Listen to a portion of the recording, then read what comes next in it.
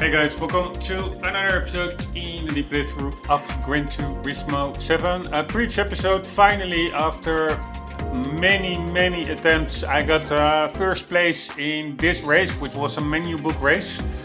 First placed AI car, the Jaguar race car. I don't know what the type name is.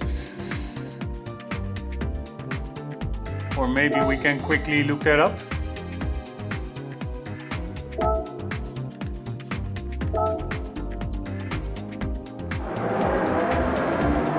It's not the XJ220, it's really like a Le Mans racer. It is the... There it was, fuck me, now it switches to the driver name. XJR9. That car was just ridiculously quick. So I had to do some minor tweaking to the setup of our Mazda and then it worked out. But now I am actually quite well versed in this circuit, so let's do a couple of other races here as well. Compared to just randomly going from one circuit to the other, because then I will maybe return to this circuit in, I don't know, a month, 2 months. And then I have to get into grips with it again, where the braking points are, and what the tricky sections are, etc. So now that's all fresh to mind. Let's just do a few races here and then it's Sunday morning. I do want to probably also start with the RPC S3, the PS3 emulator version of Demon Souls. I also bought secondhand the remake for the PS5, which I will probably play afterwards, but indeed, as I was already suspecting, the original artwork, etc., it is all just way better. And on the emulator it runs in 4K, actually 8K downsampled to 4K. And it looks pretty damn amazing still, I would say. For a game that is, I don't know, 17 years old or something. Let me quickly look it up. Demon Souls PS3 release dates.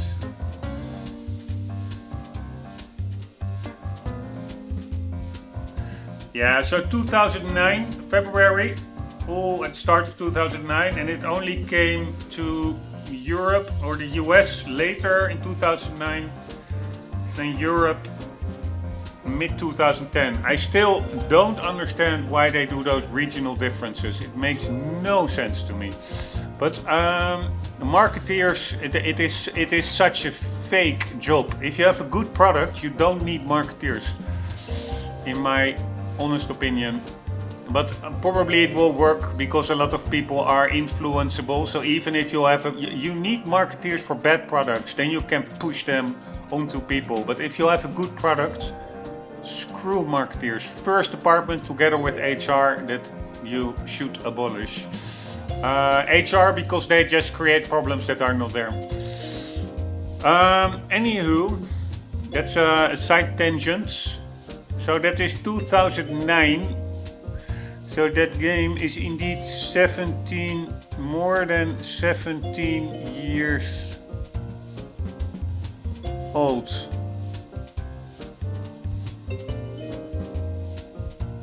That's pretty amazing.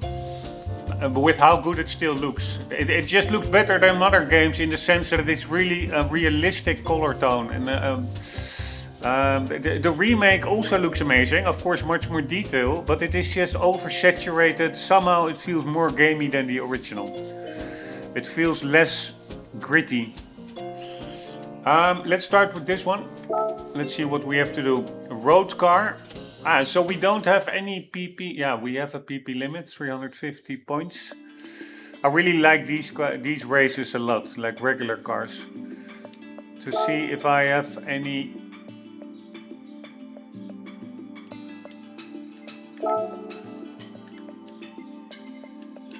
car that is suitable.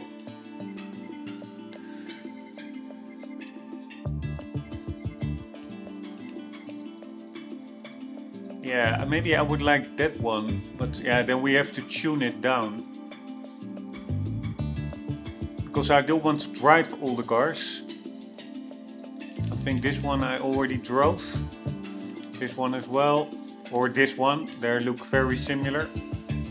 Although they're two different brands. That's also what I often don't understand with competing brands. Often they turn out very similar. Also BMW and Mercedes, for example. Now they have all that big grille trends. Or very slim tail lights. Once one goes a certain design direction, the others also follow. Yes, they have their own unique elements, but they really follow the same type of trend. It's almost like when a new generation is being designed, that they sit together and say like, okay, we need to be a bit different, but let's both go in that direction. I really don't understand that. Anywho, we used this one already. Now we could do this one. Yeah, let's take a Beetle and then we are just going to tune it up to 350.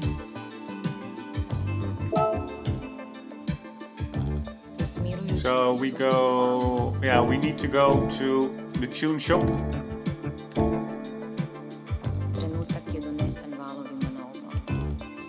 I'm gonna make an epic Herbie.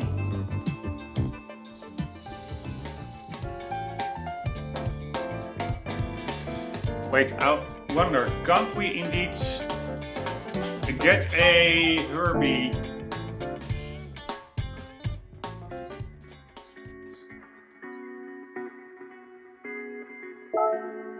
Decal.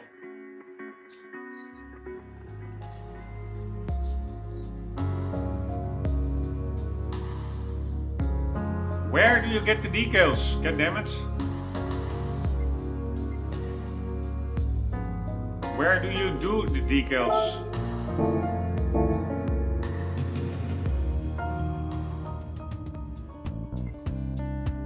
Alright, I really need to get back into the game.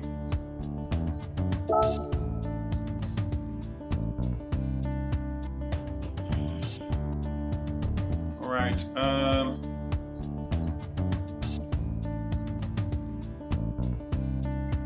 decals. And then we would like only decals for our car. How does that work?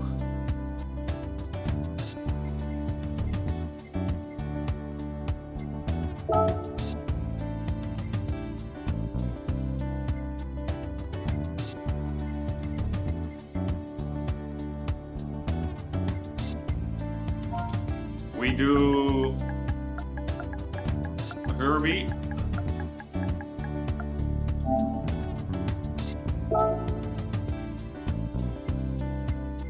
There are only loose decals.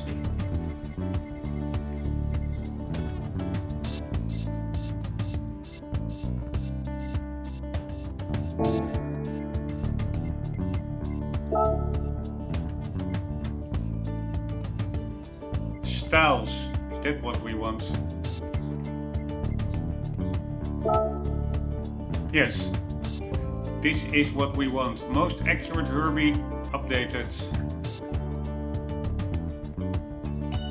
That one looks amazing. Here we go. We're gonna like it.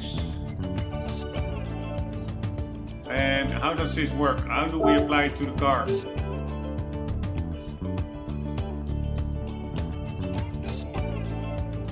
Oh my god, why is it so confusing?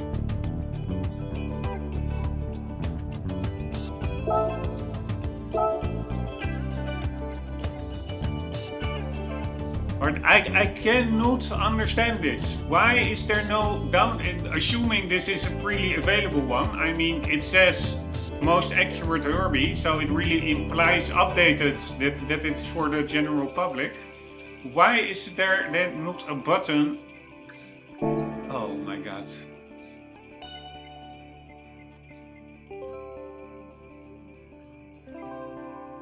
Or is that the collection thingy?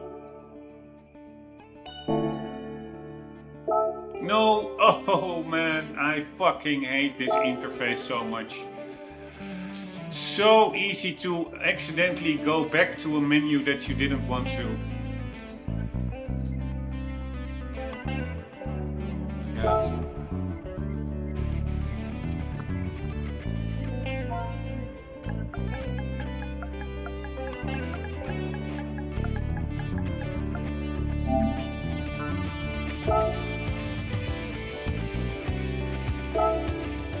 Alright, so we put it to our collection, I guess. And now it should pop up here, I guess, yes. And now, can we apply it? Where do you do that? Probably over here.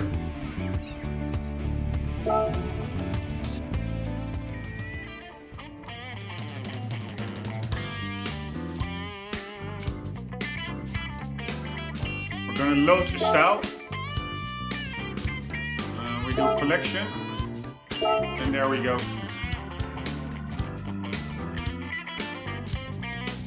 Epic. Apply style.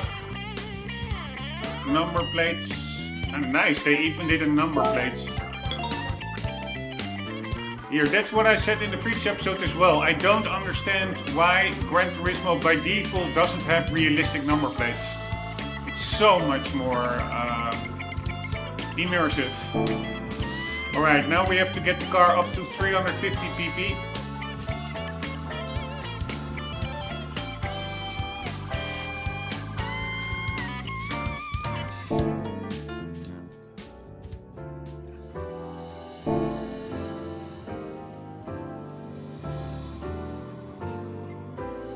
So we go over here.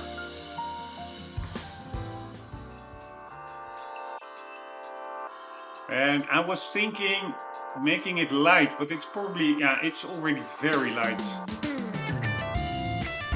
780. Basically, we're gonna put a sport filter on it.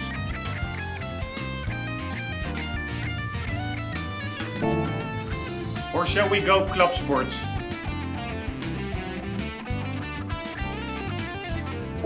That's also annoying. You cannot preview a combination of items. You can only buy it and then do another one and blah blah blah. But then, like, I want to do maybe lightweight, intake, exhaust for sports. But if that still then leaves a lot of headroom, I will prefer to just do all those items from club sports. But then I already bought them for sports, so it will be wasted. So why can't you select a combination of items, see what the performance point impact is, and then basically add them to your basket, so to say. And only if you're happy with the combination of parts, then you buy them.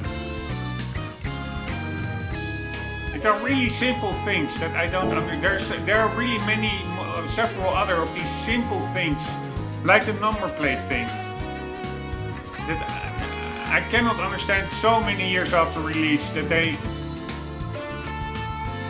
it's not in the game. Anyways, if we do, but these are actually different parts, so you don't have,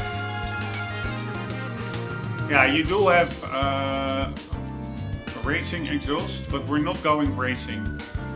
Okay, I take my words back, it are different parts, which is also a bit weird. You could say like, okay, you have like a sports level exhaust, but you also have a club sports level exhaust. But apparently certain parts, the beginner parts, are deemed only sports, and then other parts, like more internal mechanics, that's considered club sport.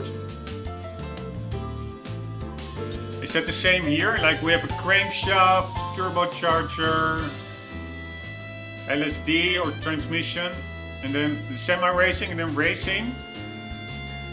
Yeah, you have more internals, but still I don't understand why. Yeah, okay, I'm probably overthinking it. I don't understand. Why is a turbocharger semi-racing and, for example, There's only exhaust manifold is only racing. And then we have extreme. So yeah, so the levels are indeed not the same parts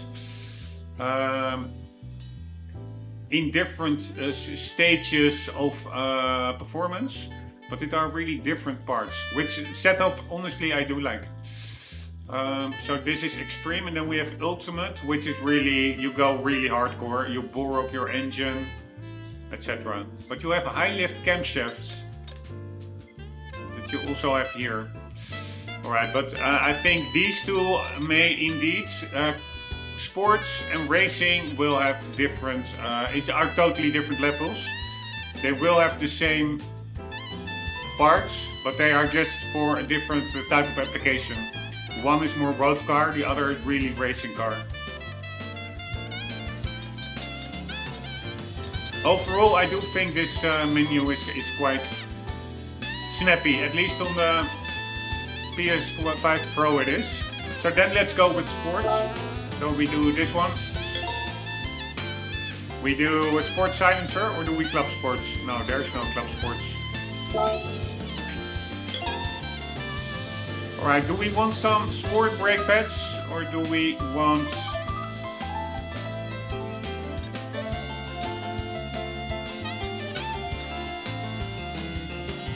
a total sport brake kit?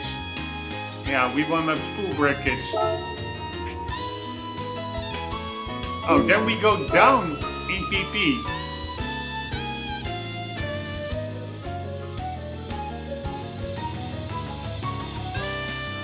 I don't mind. Maybe some tires. We are currently on comfort hards. Probably it will not be a long race. Let's do sports medium.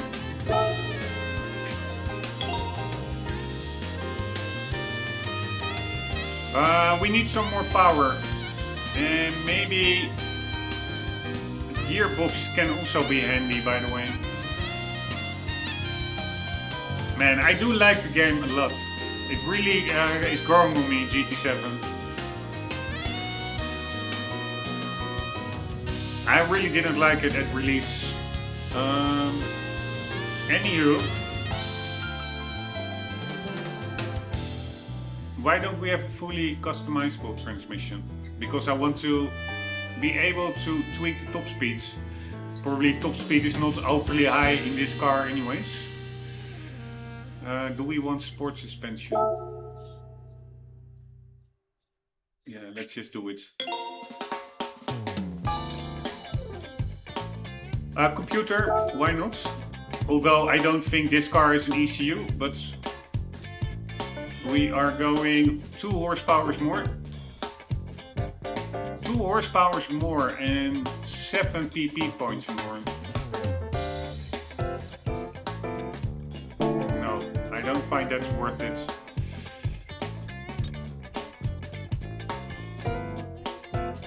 Let's see what the camshaft does. 3. Alright, let's just do it.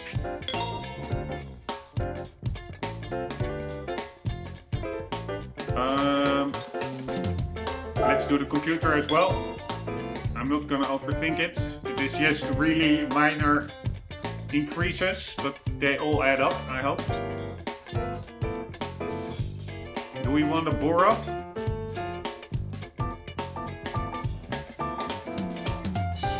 Man, there are not that many options in sports and club sport. Maybe it's also limited because of the car that we have. Probably the easiest is just to slap a big turbo on it.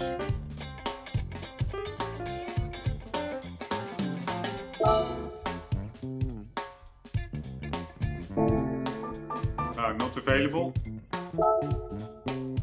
Here, this is really almost doubling the output. But we're not going there. We are... No. Oh, it's so... This is what I mean. It's so easy to go back one menu too much. Do we want these? We already have a sports brake kit, so...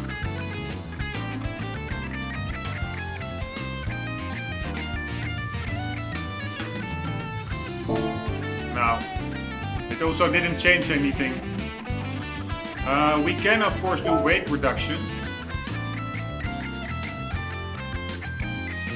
It's quite a lot, 40 kg. I mean, it's all about the power to weight ratio, right?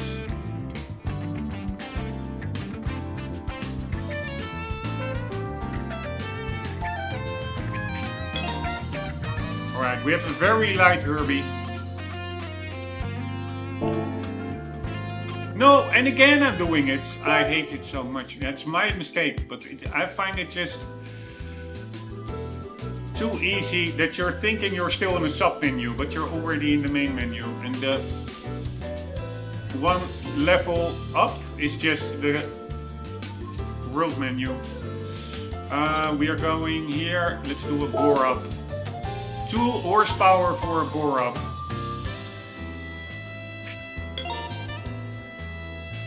Let's do some high compression pistons.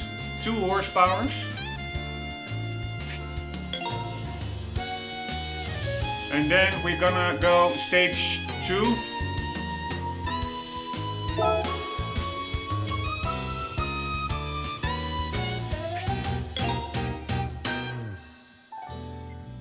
We don't want a power restrictor. Do we want close ratio transmission high? I don't know. What is high and low? Perfect for mid to high speed circuits. Top speeds. No, I also want acceleration. Yeah, we cannot do much more, I would say.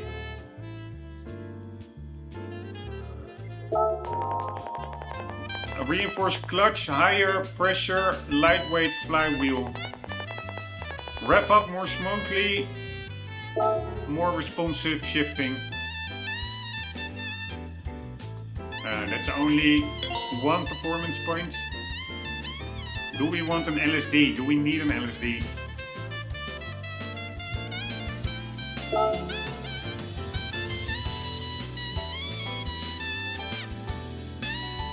This actually significantly reduces our output. Performance points. Alright, I think for sport and club sport this is everything we can do.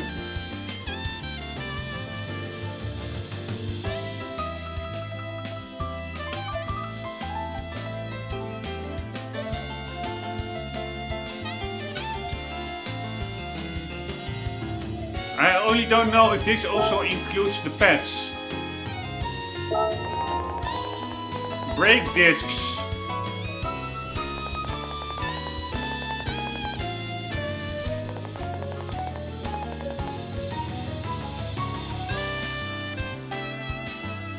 To maximize your car's performance, think ahead and upgrade the entire brake system. Yeah, but it says brake kits. Is that a full system, including pads? I have no idea. I don't think so. I think it maybe are only the discs. Oh, and again I'm doing it. Fucking hell. Fucking hell. So we are going to go with this one as well. Let's do some pads. It has 0.02 performance point impact. Alright, we are a little bit below the allowed performance threshold, so probably we are going to get wasted. We're 20 points below the 350, but we're gonna try anyways. I mean, it's Herbie. Herbie is bound to have some secret up its sleeve.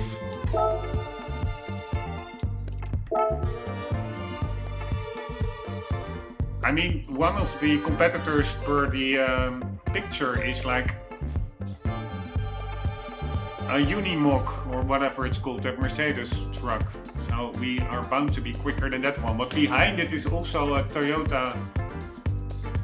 It looks like either an Alfa Romeo. Yeah, at first I was thinking it's the Toyota 2000 GT, but I don't think it is. I think it's some old Alfa Romeo. By the way, let's look if there's anything cool. I mean, we are gonna try Herbie for sure, but maybe there's some other cool car that we can use for it.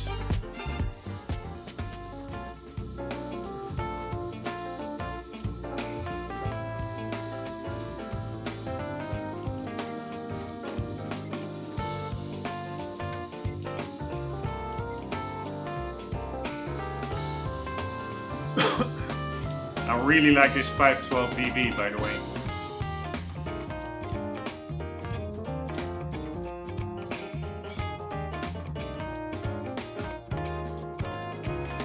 Not much here. Wait, what did it say at the top left? Auto RC? Auto used car dealership. Auto. Alright. Oh wait, there was... Did I overlook it? Or did it update now? There's like a GTI here.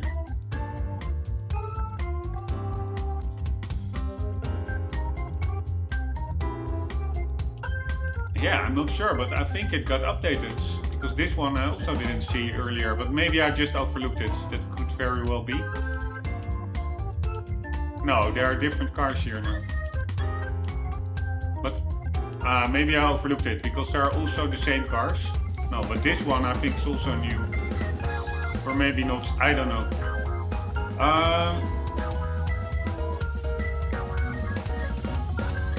Yeah, this Trans Am is also epic car, by the way. Special pics.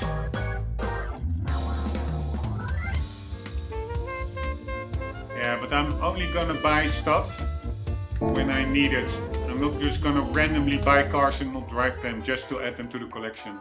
We will do that all at the end of the playthrough. Let's see over here. I think that Mercedes truck, that oldtimer truck, was in here earlier. We have this one. How much performance points? 361. We could maybe use this one. Has way more horsepower. It does weigh a bit more as well. Or a Jeep, man. This one is pretty damn cool. A Cobra, holy shit. 500 horsepower, 8,000 kilograms. Holy smack, is this car in the game? That's epic for the Nürburgring. I was not aware that this car was added as well. It is absolutely epic. A one-make race against Sophie AI in this car, that's going to be such a cool race. Why do they have such long tailpipes? Probably to disperse the heat a bit further from the car, but I still think even if you make it shorter, it will not really heat up the car. We have a DS 329. This could be an option. Were it not for the fact that personally, while I fully respect the out-of-the-box thinking of this design and all the features, the futuristic features that the car came with during its time of release in the 60s, I think, or maybe 1970. I really don't like, it's not for me. I really find it more of a boat than a car. Epic car as well, old Skyline. And this one also, man, there are cool cars. This one is really nicely tuned. This 400R, is that... Maybe it's even... Is that what stock from the factory tuned? Because it looks like it has like an aftermarket kit. Let's check it out. So we do Nismo 400R. One of the rarest and most legendary GDM vehicles, hand-built in 1996 by Nissan's Motorsport division to celebrate their Le Mans efforts. Features 400 horsepower, flared carbon fiber aero and extreme performance. Only 44 units were ever produced. Alright, so we do price. Yeah, $1 million. $1 million bucks. That's crazy. The Nismo 400R is the ultimate form of the GTR lineage. The car is of course based on the Skyline GTR, but you won't find Skyline or GTR anywhere on it. From engine to aero to chassis, this limited model was tuned by Nismo, Nissan's motorsports division, which named it simply 400R. The name may be the reason this car is not talked about as much as other legendary Skyline GTRs perhaps. That would be so stupid if you dismiss a car because of its name. Yet it's a combination of Nissan's know-how gained at Le Mans from its bespoke increased displacement engine to its reinforced suspension and clutch to its extensive use of carbon fiber, notably in the prop shafts.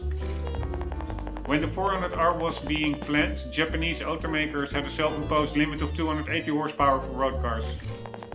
But as its name suggests, the 400R had 400 horsepower. It also had a price tag to match, costing 3 times as much as a new R33 model Skyline GTR. One of the most expensive Japanese-made cars at the time, Nissan claims to have built only 44 400Rs. Due to its rarity these days, it is one of the most difficult Skyline GTR models to find. Man, I can imagine.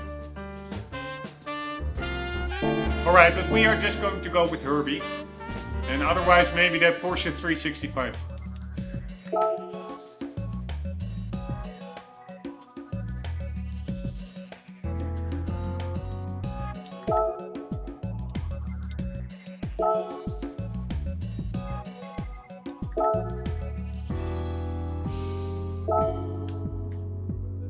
I'm sure there will be a lot of cars slower than us, but there will probably be the top 1 or 2 cars that will be way faster. And that then just forces you to use a different car. Here, the GTI is faster, the Jeep not, the Unimog not, and then we have a Biposto or something. Wait, let's watch, no. Here, what the hell is this? The first place car. 1500 Biposto Bertone. Let's see what that is.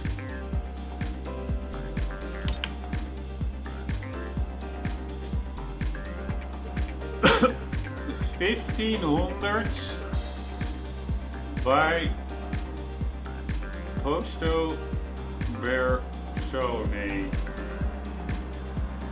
It's an Abarth. Experimental coupe designed by Franco Scaglione, who worked for Bertone at the time. 1952 Turin Motor Show. 1.5 liter inline 4, 817 kg, 75 horsepower. And it has a huge headlight in the middle apparently. Alright, let's see how Herbie fares.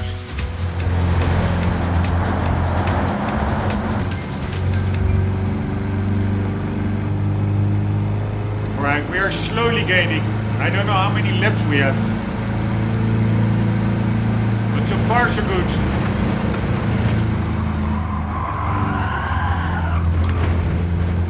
Oops. But check out, oh no. I wanted to say, yes, this is a smaller circuit. I wanted to say check out the cars in front, they're way in front. I'm afraid Herbie is not gonna cut it.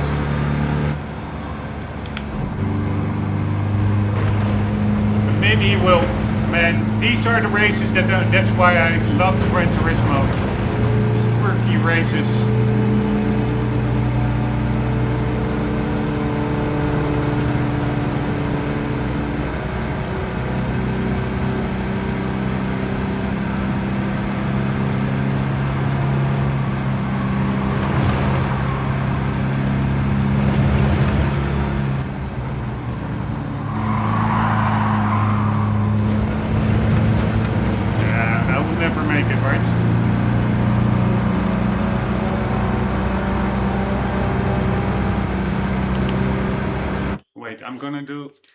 I'm gonna put my sim dashboard because I do want to know the amount of laps. I can really recommend that app. Sim dashboard costs like, I don't know, €5 or dollars or maybe 10, but it shows you the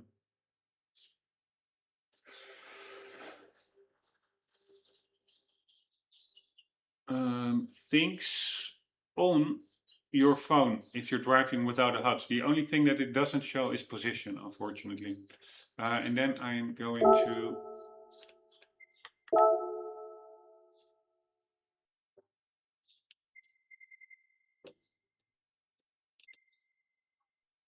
I think it's this one. Let's put it to 10, because if you have like racing tires, it is way too strong.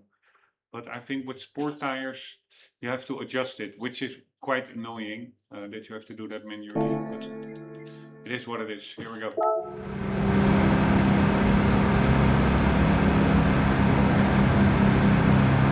Yeah, we only have 3 laps. We need a much faster car.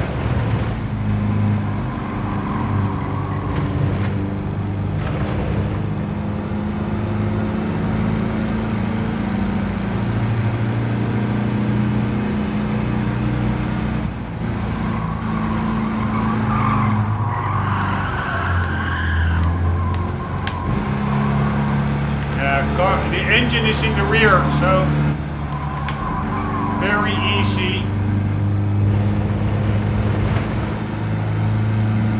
to get that snap oversteer that happened over there.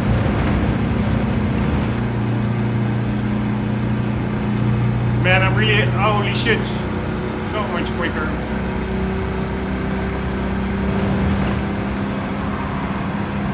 Here we are coming. Screw you, motherfucker.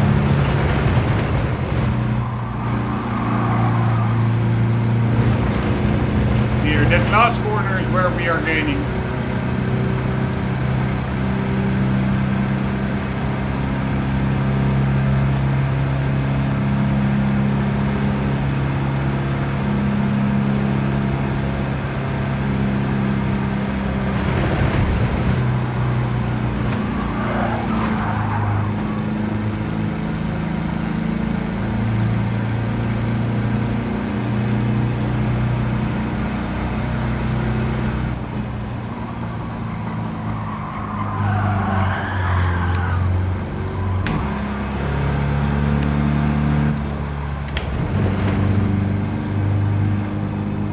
I see 3 cars in front, but the thing is, I think there may be another car even way more in front that we don't even see anymore.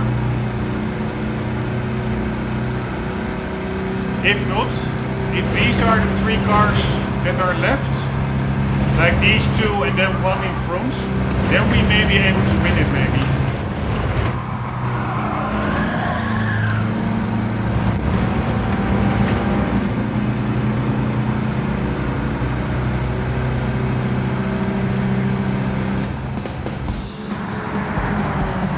Yeah, so maybe we are able to win it. If I get those corners absolutely right. Let's try it again. And otherwise we step over on the 356. I don't want to spend too much time. Like making it almost impossible for myself to win. By using underpowered cars. There will be enough hard races to come. Oh wait, I thought that was the intro to the next race, but it was the replay.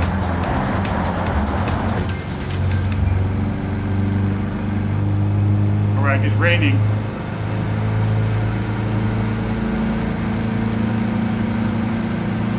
I could maybe, what I could do is go with soft tires.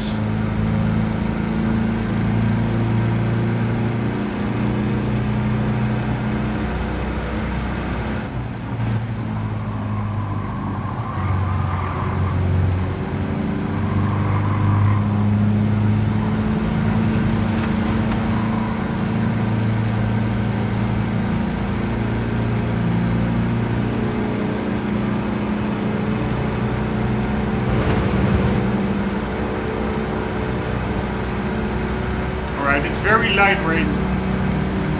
Let's not worry too much about it.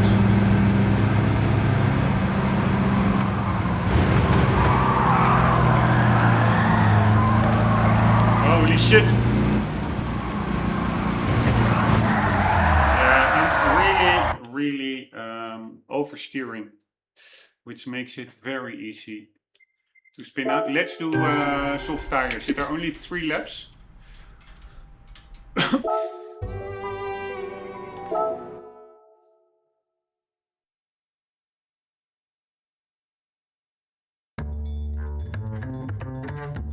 And probably we also need a bit higher top speeds.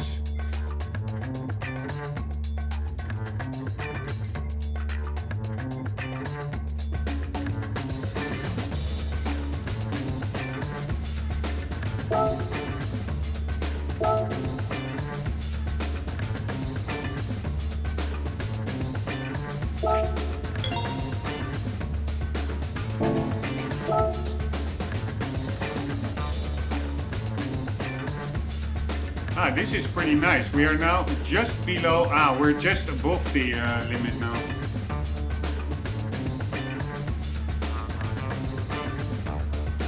Alright, what can we do?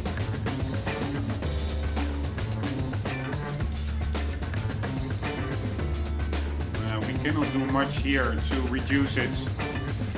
We need to reduce by 1 point.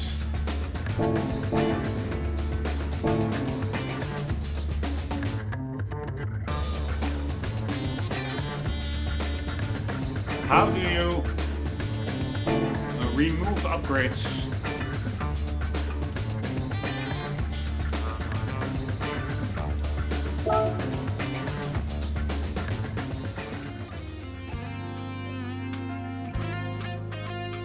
Alright, some that I don't really feel were needed. Yeah, sports clutch, but it really...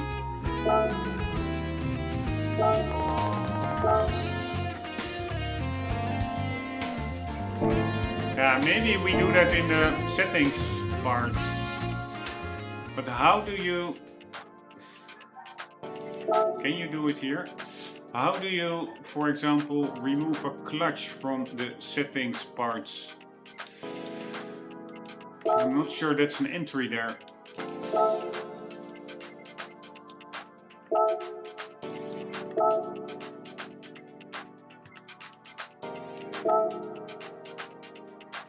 Do we have clutch here?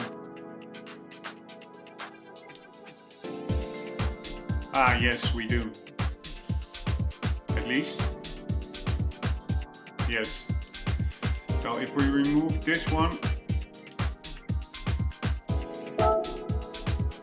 Nah, that's fine. We only need 0.55, so that's basically nothing.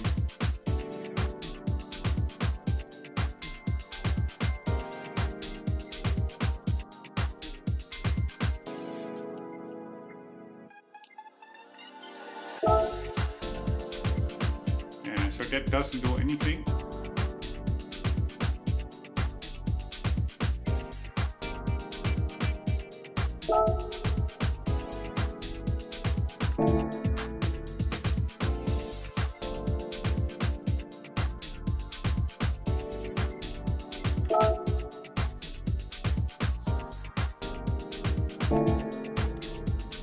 I don't know what the top speed is of the car. Can we just... we cannot change anything here. No downforce.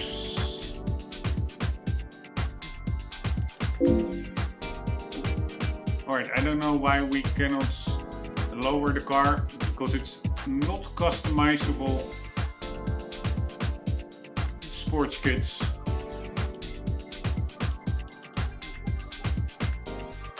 God damn it, we need so little.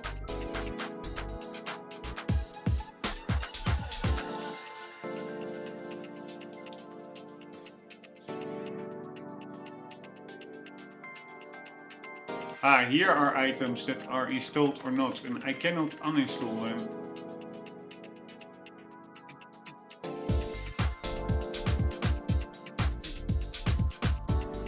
Yeah, I'm just gonna go. Now we are way lower again.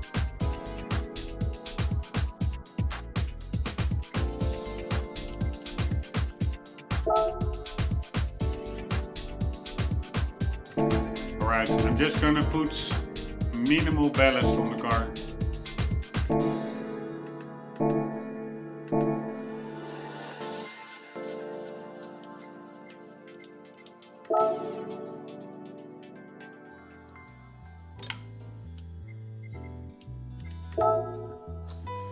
It defeats a little bit the purpose of the lightweight modifications, but we only need to add like, I don't know, 3 kilograms or something.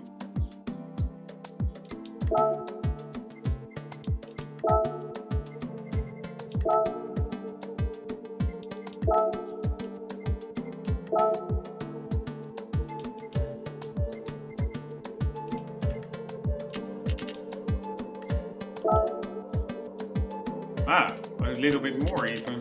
Was not expecting that.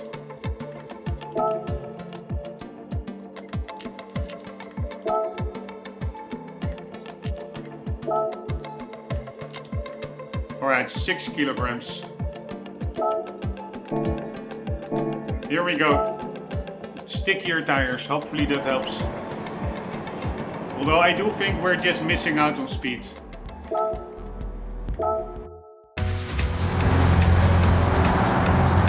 I really hate those avatars in the menus, especially that girl in the menu books. I don't want these real life juveniles in my game. I'm old school. Prefer offline, at least for the campaign.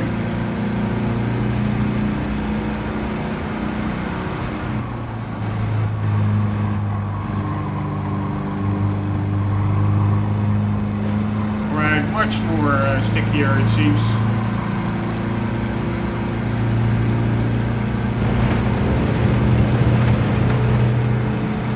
But still, cars in front are way in front.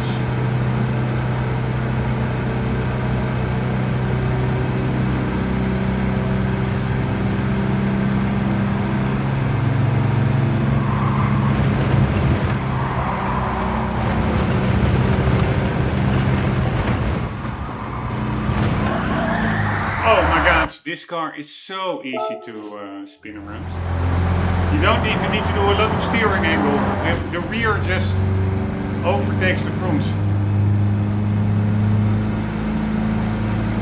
In that corner I cannot brake much because that's the only corner that I can really make up.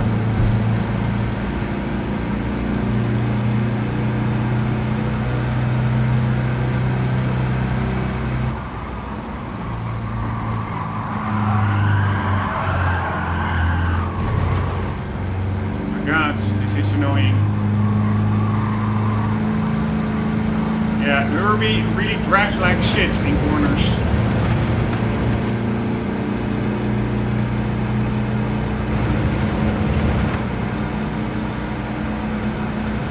But I will continue. This is not the best lap, just to get to know the track, etc. Here, the rear constantly tries to step out.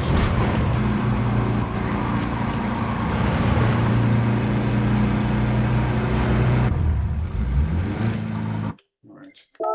Not funny.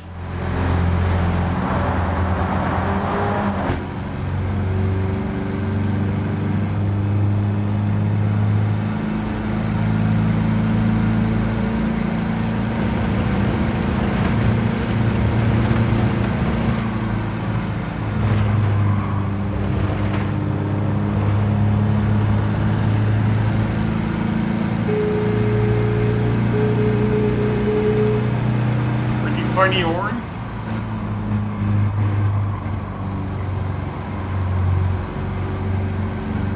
Here, I'm really going super feathering it just to prevent the rear from sliding out. Now it seems we are way further back than in previous attempts.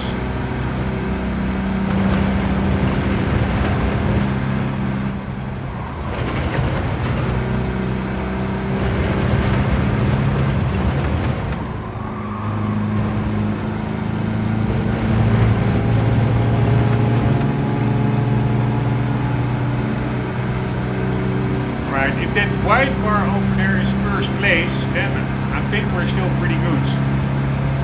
I don't know if there's a car all the way up front. Yeah, probably there is, that I'm not even seeing.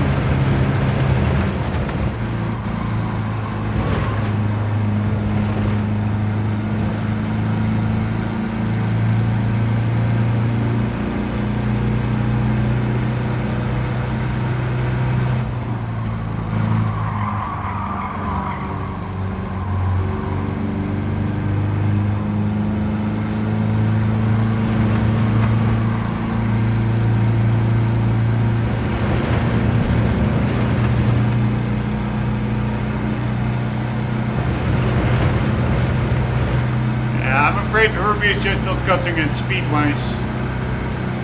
God damn it.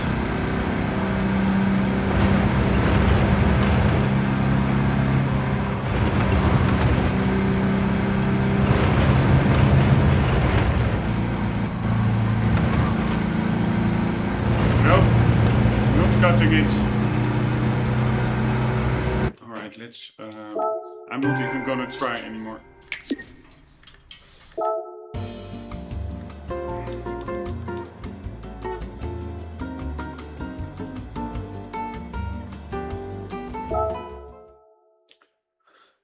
Let's try the Porsche.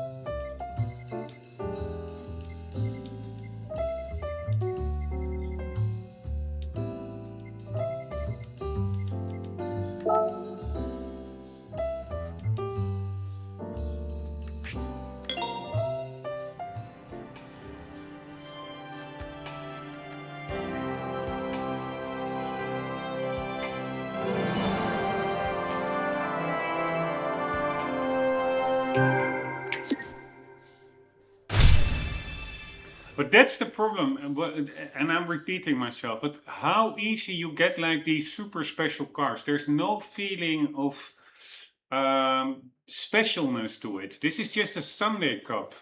And in a Sunday Cup, I have to buy like super special cars that you normally really want to work your way towards through. And maybe it is just because I still had some credits left. If you don't have credits, you cannot buy them, of course.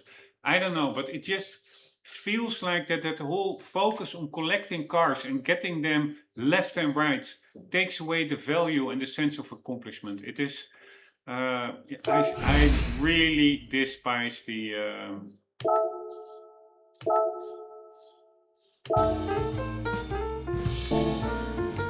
I really don't like the setup they went with the campaign, with the focus on the collection. The fact that I cannot remove cars from my garage is baffling to me. Some people want a focus garage, only with cars in there that they actually drove and actually like. So we are going over here, because I do think we need to detune it a bit. How are we detuning it?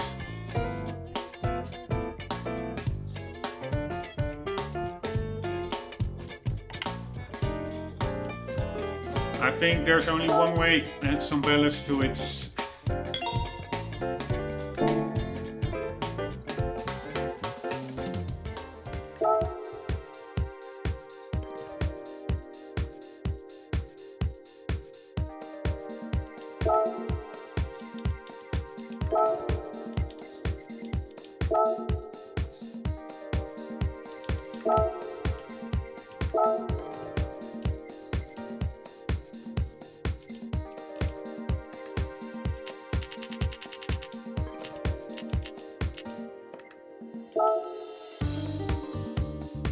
God damn it, we need to add a lot of ballast.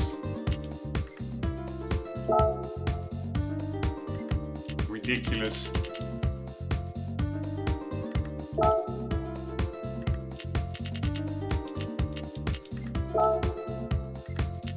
Ridiculous amount of ballast.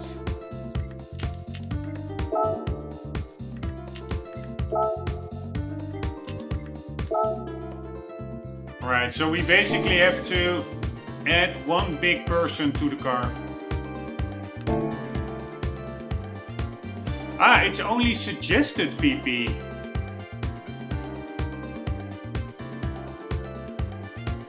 Okay, I was not aware of that. I really have to get into the game better. Yeah, sorry, then I'm just going to go with everything. No removal, it is suggested. I don't want to be overpowered. We are slightly overpowered now, but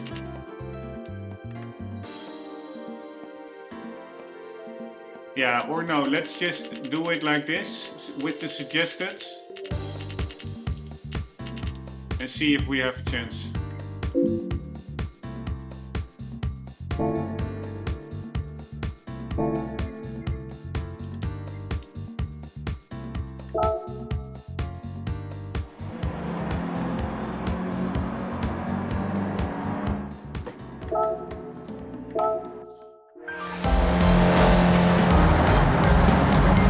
Wow, it's a chrome car, that's pretty cool.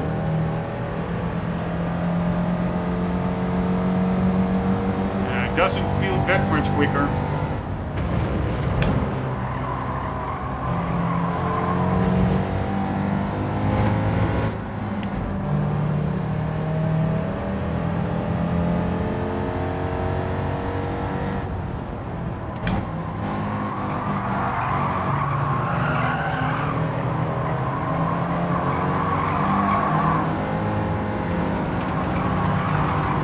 Again, like the Beetle, and it makes sense, very easy to slide the rear of the car.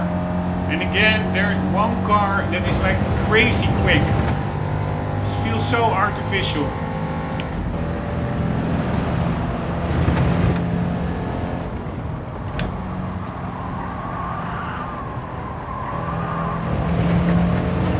I don't even know what it is that is so quick. Two cars that are crazy quick. It's a Fiat. Yeah, I will never catch it. It's just ridiculously quick.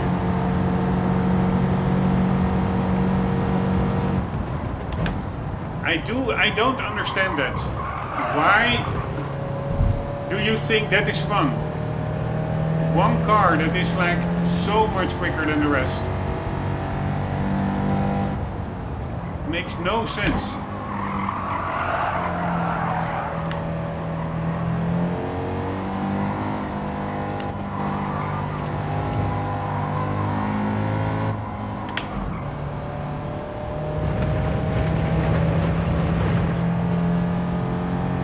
Alright, you know what? Fuck it, I'm not even gonna try.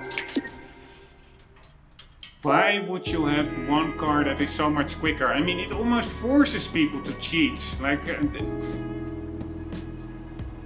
and cheating in the sense like totally overpowering their car just to keep up with some artificially quick car. It is retarded.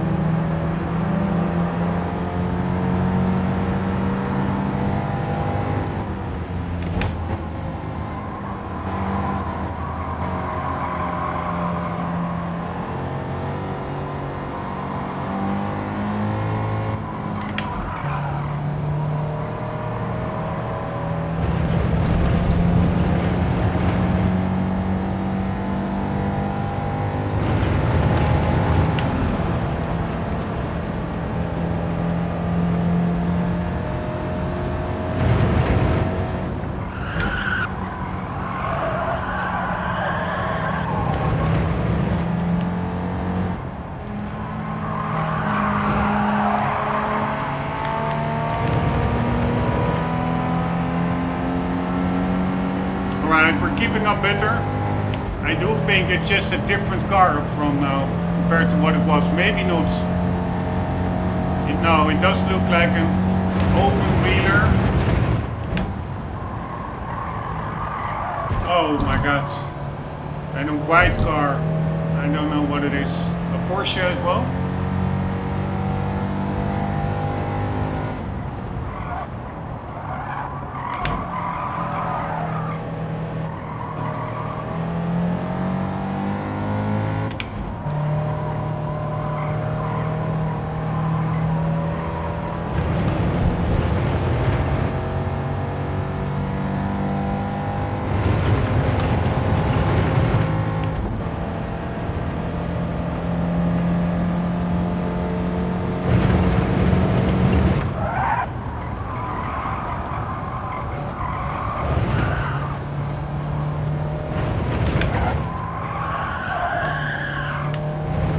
I just cannot keep up, man.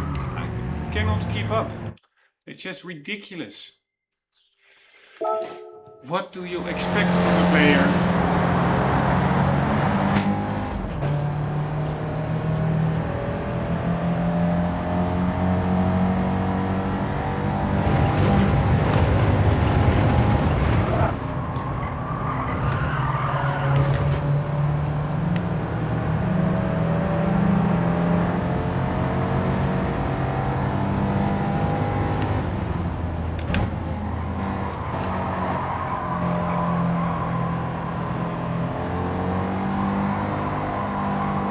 Unless it gets stuck behind other AI, but it really doesn't seem to be the case. There it goes.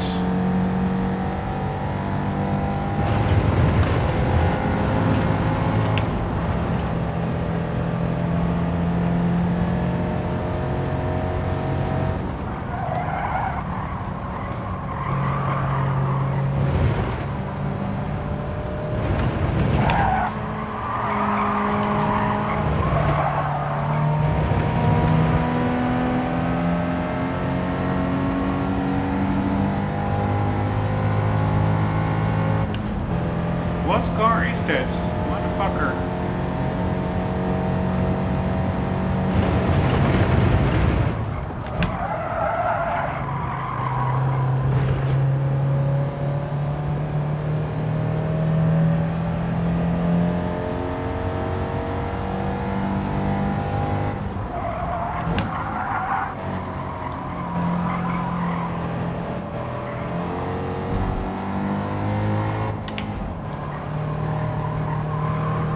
Alright, then we'll just finish the race. I'm just curious what car it is.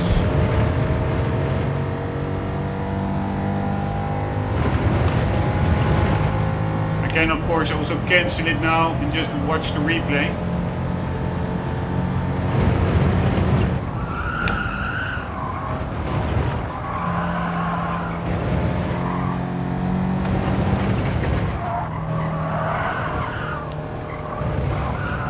Man, this car is sliding all over the place. So annoying.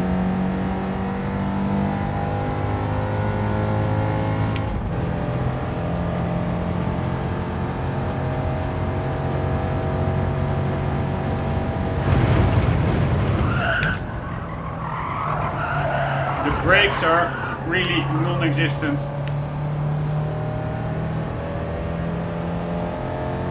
Hopefully there's a bit of rubber banding.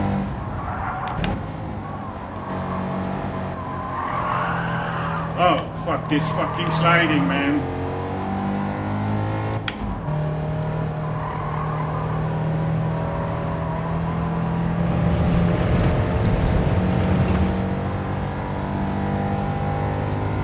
Yeah, I'm not saying that I'm driving the best lap times, not at all, but it's also not the worst. I cannot do that much better. I can maybe shave off still 2 seconds or so, but then the question is that enough to catch that car? I don't think so. So yeah, what do you need to do?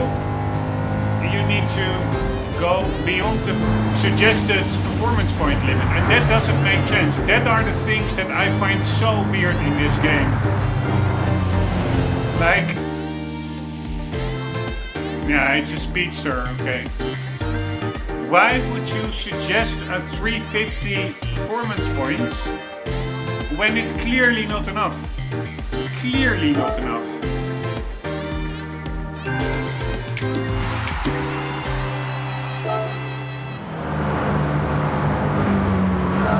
And I find it just a waste of people's time. That's the same as in that previous episode race. The suggested car was a Toyota Supra. That's your Toyota Supras get lapped by the competition in that 10-lap race.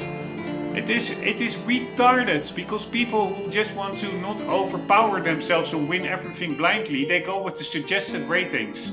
They are always off by so much. And now I'm going myself above the rating because I'm not gonna spend like another ages in the game just to try and see if I get lucky to win it. So I'm going to go above the suggested PP limit with the feeling that I'm cheating. Well, I'm not cheating. The AI is just too quick. It's just retarded. It is just retarded. Seriously. I wanted to do several races quickly. I'm already like, I don't know, at least an hour into the, or around an hour into the recording. We didn't do anything yet. Just because of incorrect suggestions of the game.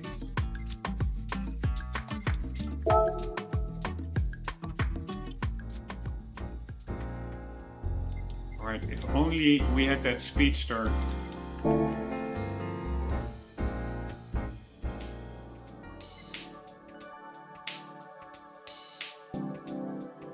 Which we do not have, so what else can we use?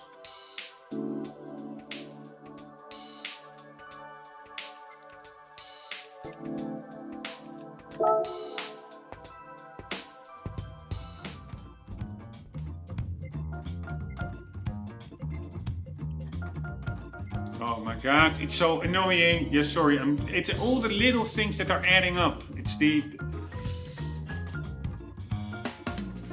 D-pad stick on this steering wheel hasn't been working since I got the wheel. Extremely annoying.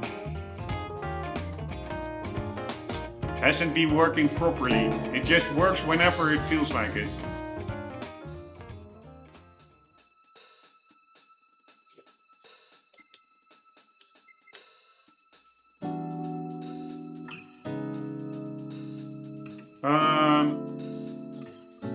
Yeah, I don't know what to do. Fuck this fucking game. I already have. I'm really at it now.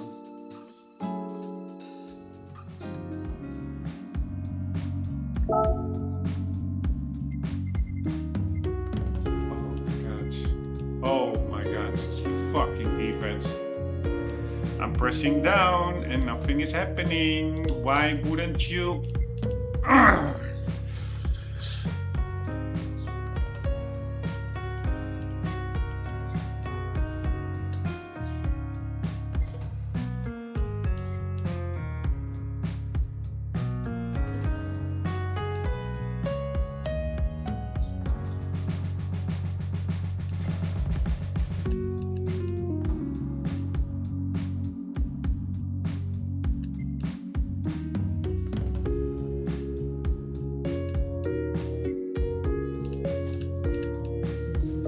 Alright, so we cannot really buy other cars.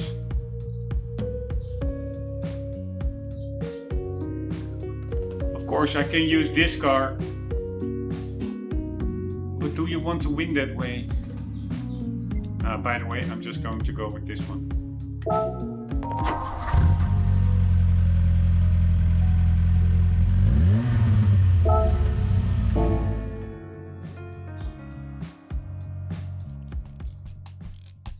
So that one, here, let's see how much PP that speedster has.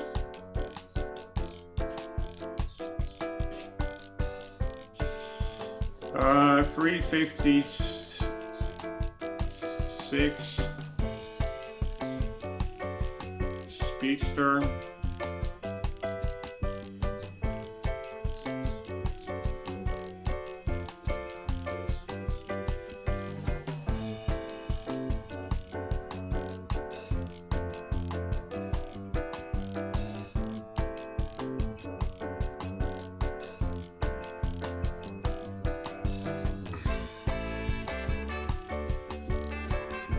$380 performance points. It's from 56. So, yeah, I really would imagine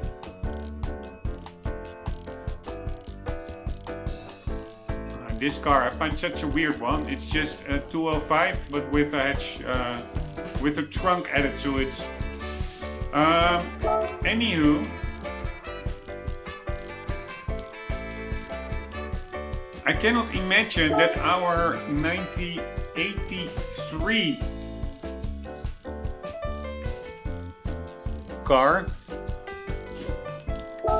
is slower than that Speedster from, what was it? 50 something.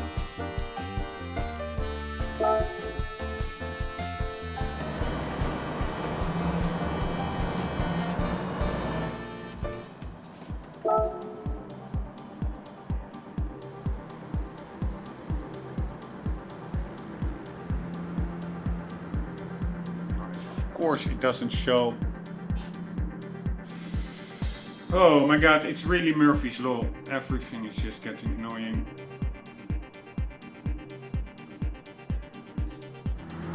$56 and our car is 83.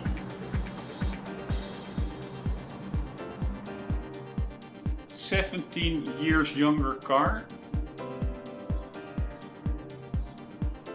No, 20.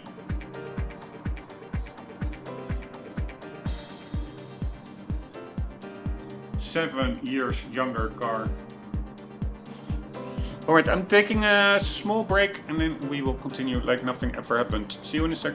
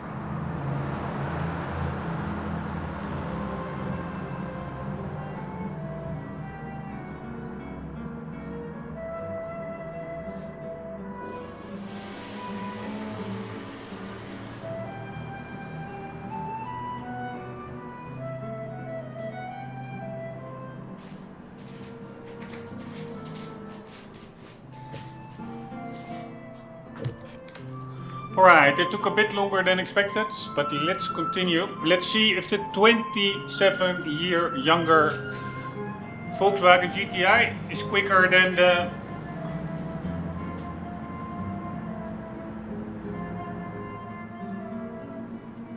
what was it? Again, I forgot. 56 Porsche Speedster.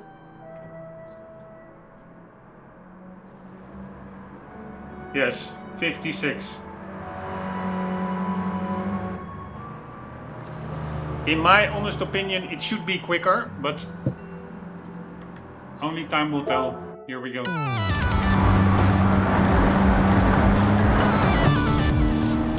And what I was thinking while taking a smoke break, I still have to quit smoking. Maybe the suggested PP is only to, no, because this is not a race where you need to get third. I was thinking if it's a menu book and you only have a target place of like third to check mark to meet the menu book objective, then maybe the suggested PP rating is only suggested to get third or second, but not first. Because the difference here in this race between third, I got second with our suggested PP rated car. But first place is a totally different level. That car was so much further ahead. But that doesn't apply because this race is not a menu book race. This is just a regular separate Sunday Cup.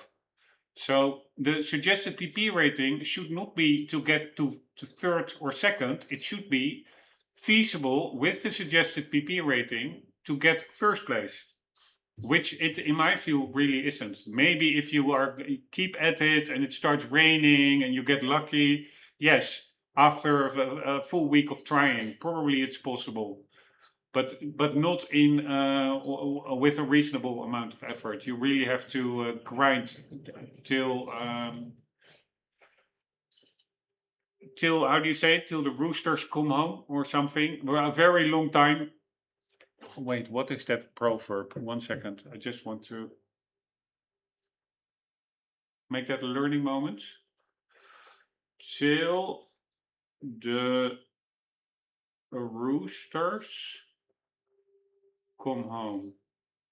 You are likely thinking of the classic idiom, the chickens have come home to roost. No. Till the blah blah blah blah blah come home.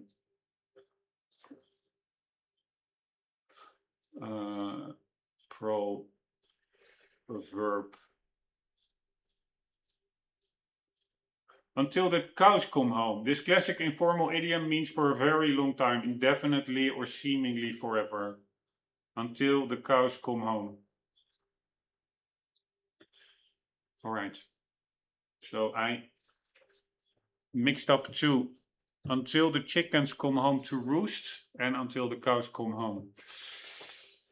But anyways, yeah, to me it seemed like with a suggested PP rated car, this race is unwinnable unless you keep at grinding at it until the cows come home. Here we go. Alright, we are certainly quicker, it feels.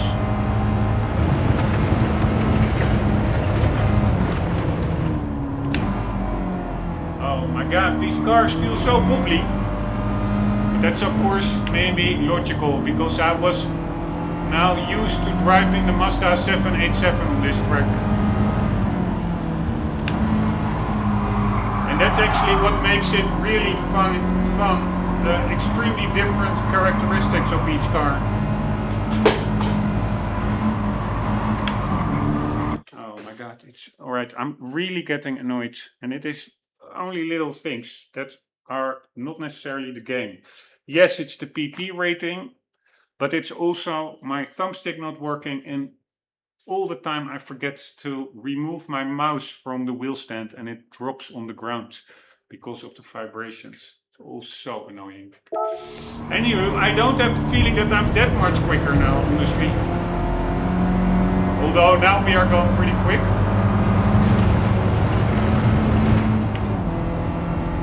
And it's also probably on the straights that we will gain.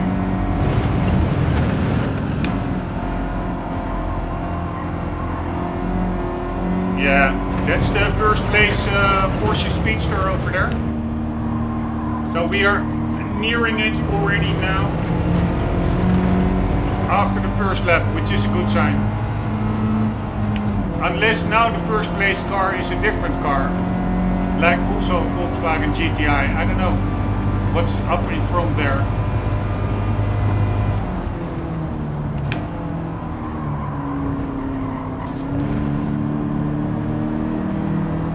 No, that's a Mini, right? Up in front. At least to me it looks like a Mini.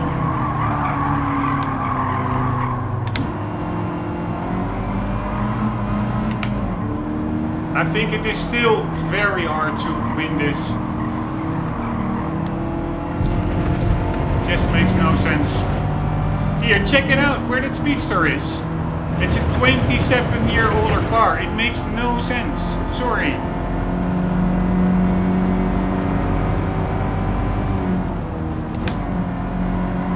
And now I am going to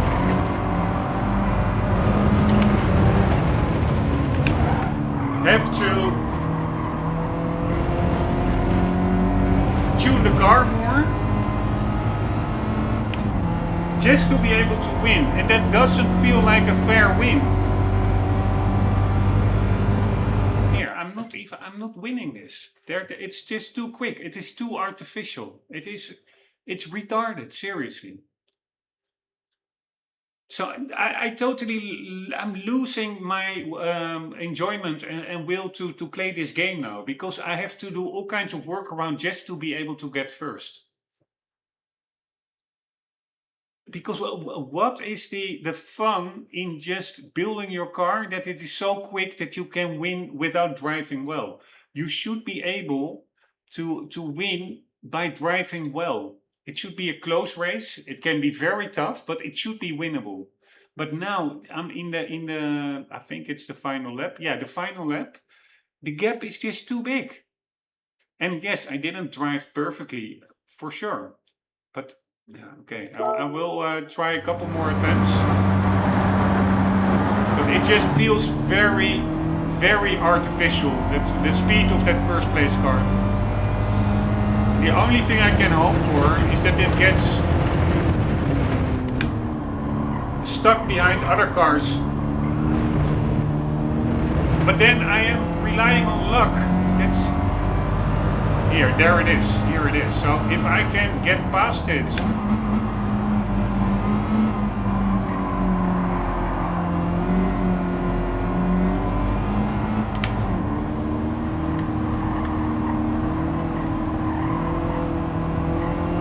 If I can get past it, well, it is still catching up to others, which will be really hard. But then we have a fighting chance.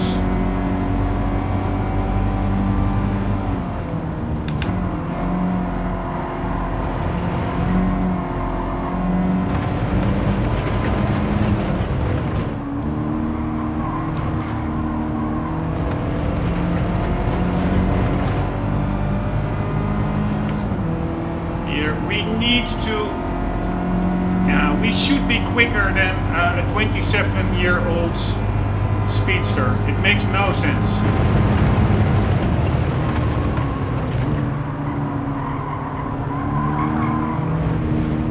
Here, as soon as it passes the Mini, I'm screwed.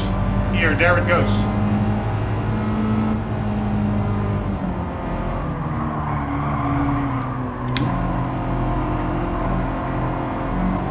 Now we are screwed. So that's the only way to win. Get it before it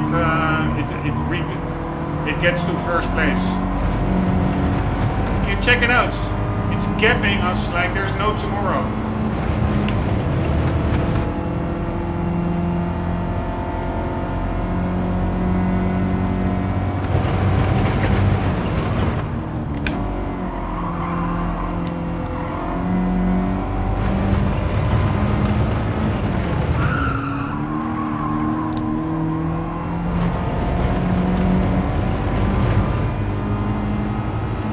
Alright, maybe there's some rubber banding. Let's hope for it. I don't think so. That it will slow down in the final lap. But then, all these things, I'm just hoping for like artificial factors to be able to win. Like rubber banding, getting stuck behind other cars. That is not how you want to win. You want to win by having equally fast cars and then just driving better. Fuck it. Let's try to get it as soon as possible.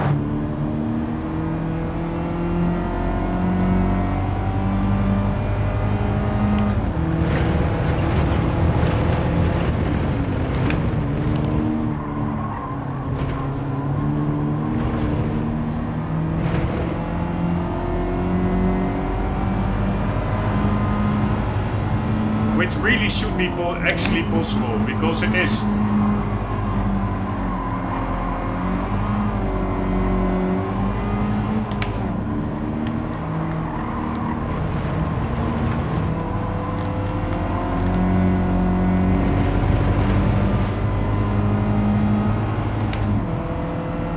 There it goes. It doesn't. Nice. It gets stuck here. Is this our chance?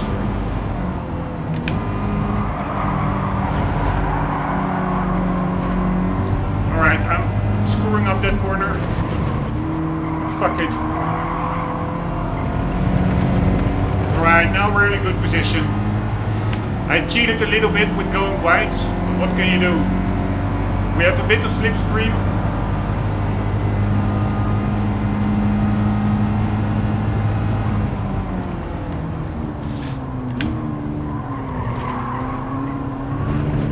Alright, fuck you, motherfucker. Where is he? There he is.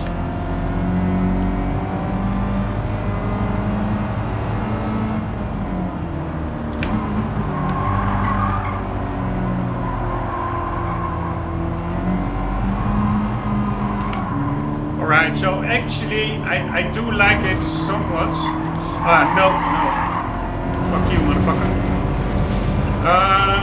That it is possible to win, but yeah, you really have to be, if the Porsche would have started a little bit further than it does, then it is just impossible to win. And now it will still be very tricky. Probably it will still catch me on the straight, but I'm gonna try and block it as much as I can. Here it comes.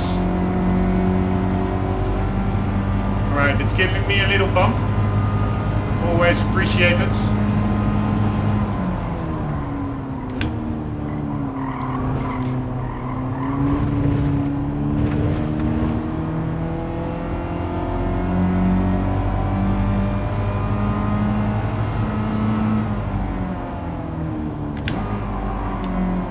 No.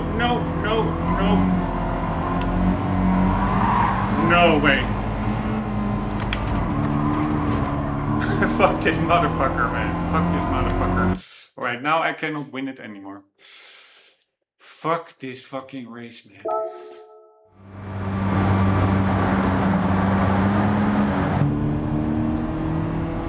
Alright, I really need to close the gaps with defending.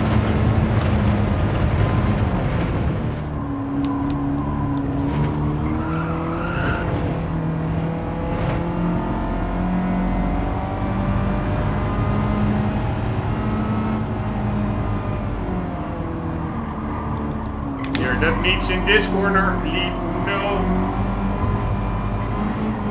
gap at all.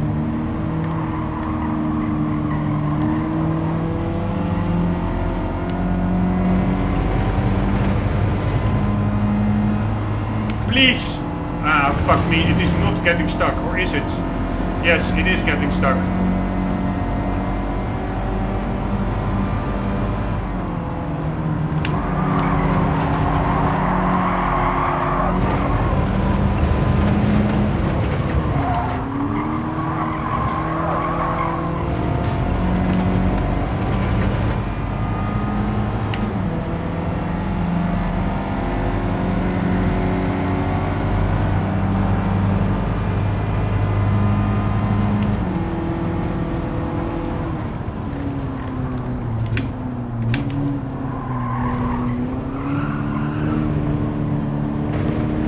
fuck me. Yeah, it's trying to get up to the inside. Fuck you, motherfucker. Oh, fuck me. Missing my braking point. And this is the corner where you really don't want to go wide. Because he will put his car on the inside. And again, he's going around to the outside now even.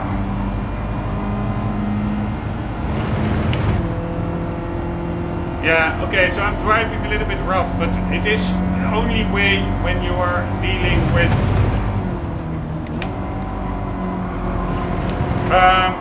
an opponent that is artificially fast.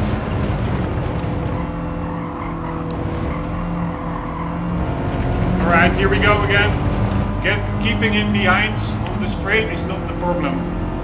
It is in the corners that come afterwards.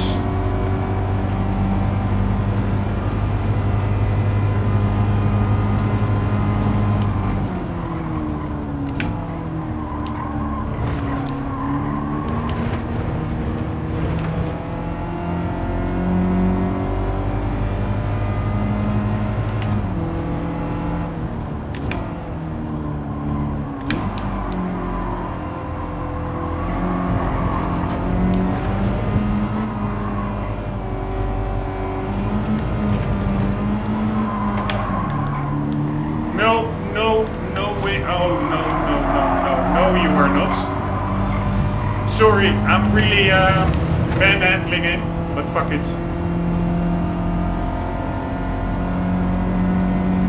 Yeah, or should I restart? That I really was, he actually came past me.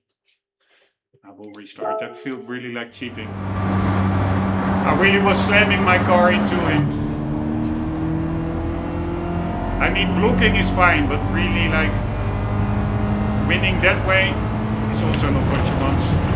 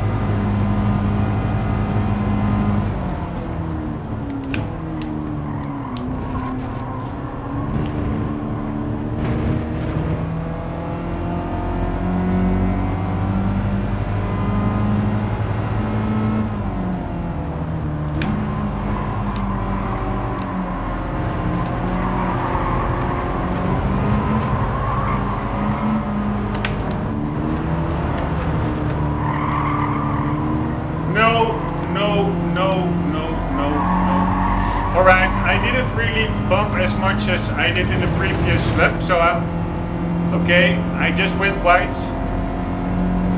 because he was already beside me.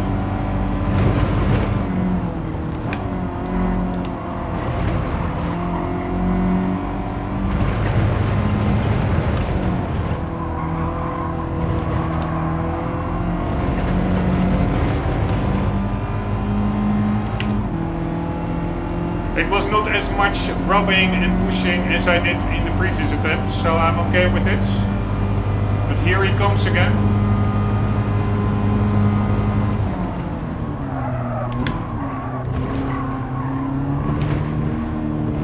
Going a bit wide, but okay.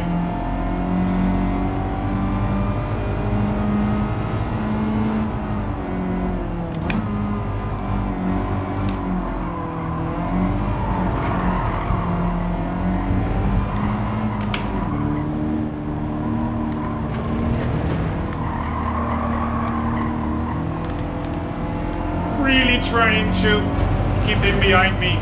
It seems to work. But we're not in the clear yet. You see, he is gaining.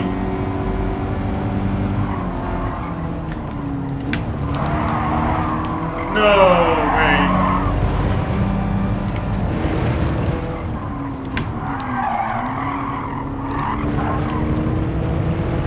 Alright, fuck you, motherfucker. It was a lot of rubbing and scrubbing, but I think it is fair enough.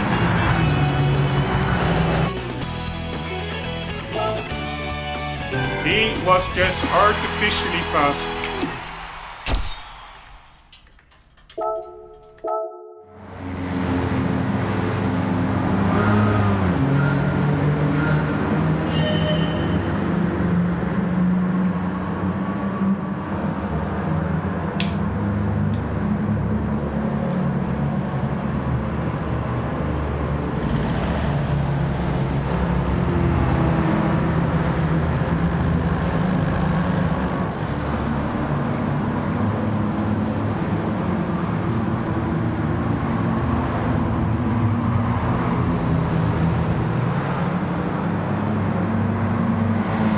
No way that the Unimob is that fast, by the way.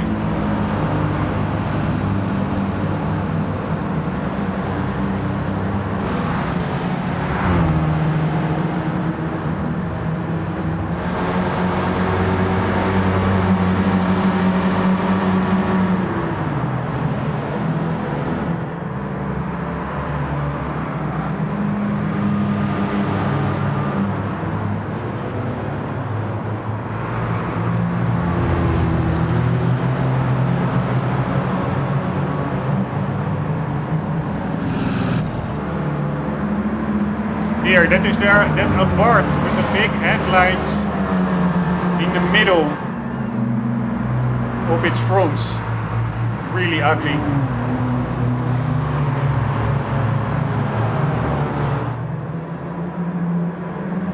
I mean, that makes it look like some weird insects. Those designers don't understand that people subconsciously still see machines as an extension of human beings. So having symmetry and like two lights, like similar to two eyes, is what feels natural. That's also why that Morgan, that modern Morgan, is such an ugly design. The lights are like pointed inwards, like being cross-eyed. It are self-inflicted wounds. It's really not that hard. Why that looks ugly? To figure out why that looks ugly, and you shouldn't do it. But some designers think, ah, no, we want to be different. We do it anyways. They're just retards.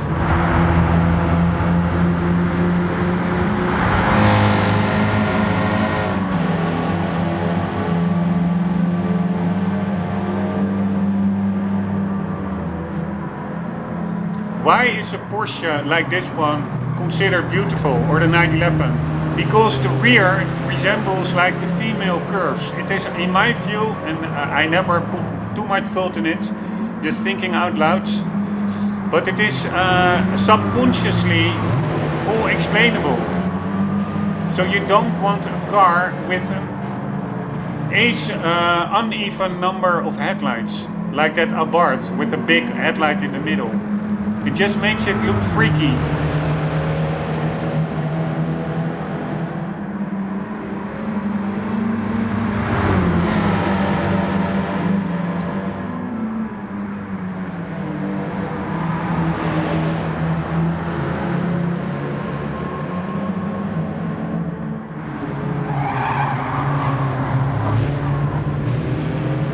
Alright, it was a bit of a rough overtake, but I will take it. I will overtake it. Alright, so that one is done. Man, if all the races here are this hard. Alright, we're gonna do this one. Again, only suggested PP, so 550 is probably way too little, but let's just see what we have. 550. We can do that competizione, but I don't really like the car, and we already driven the GT version of it way back. I think it's one of the first races or menu books that you have to do. How is this car only 586? I don't understand. Alright, let's go with that M2 competition.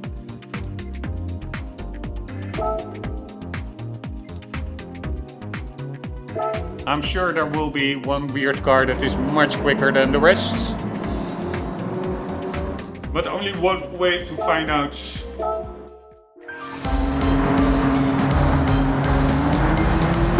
I don't like modern cars at all.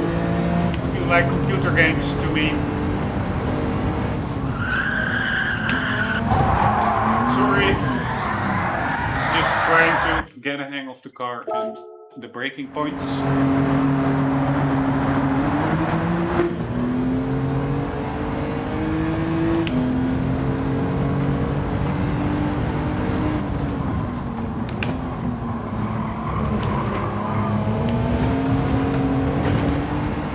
Here again, some cars way in the distance.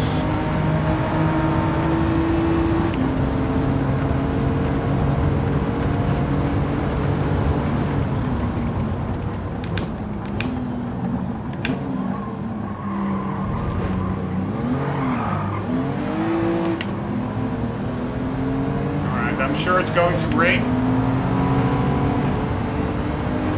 I do like the grid a lot, like with sports guns.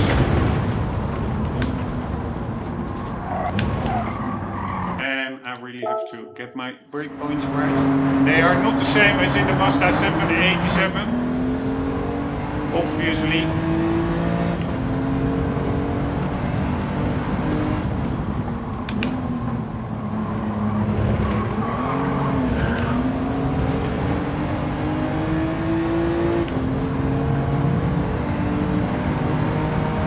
That's a pretty big wing on the BMW E46.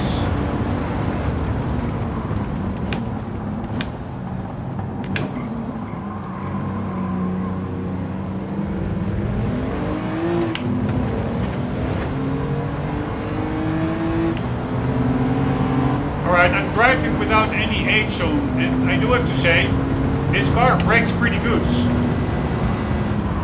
Without really looking up the wheels. Alright, wrong gear there.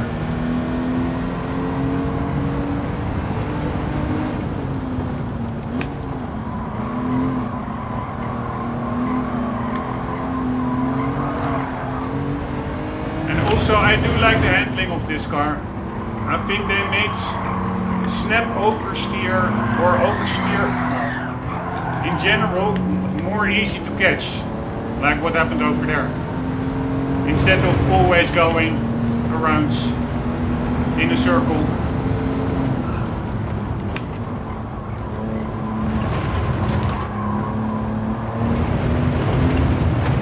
Alright, but you can think like, nice, we see the lead cars, but the lead cars are way in front.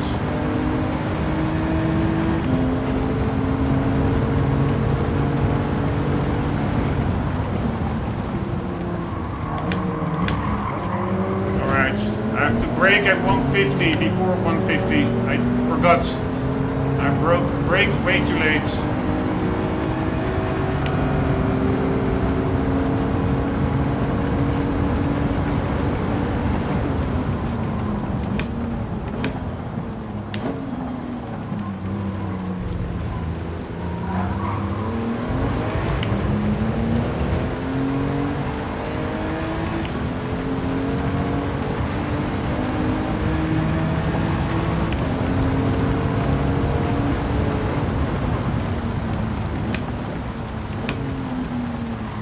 I do think we're on comfort tires, so those should be, I hope. Or maybe we're on sports, but still sports, it should handle the rain better than race tires, I think. So hopefully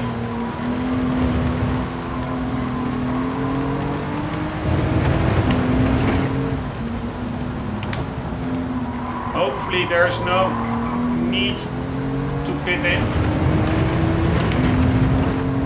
But yeah, again, unwinnable race. First place car is just way too quick.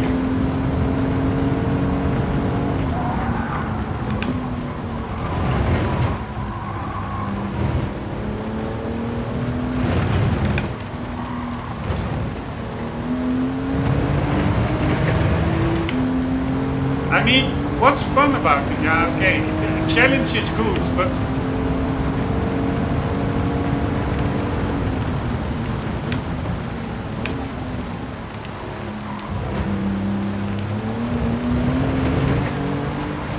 and maybe if I know the braking points in the car better, it is winnable, I don't know, but it seems that the gaps that they are pulling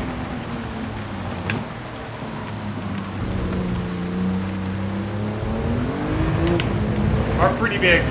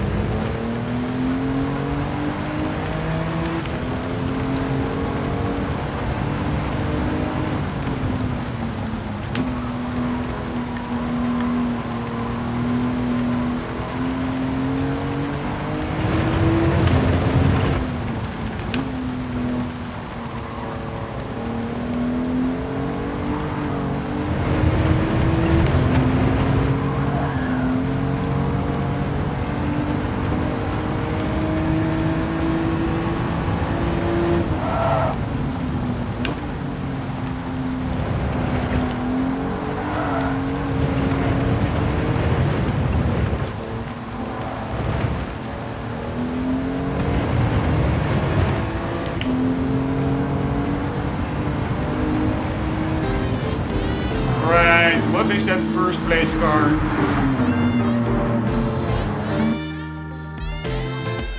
M4 2014. Let's see how much PP it has.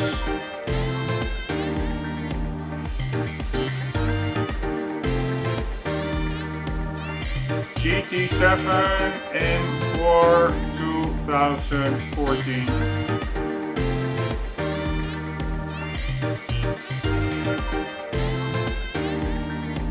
$570.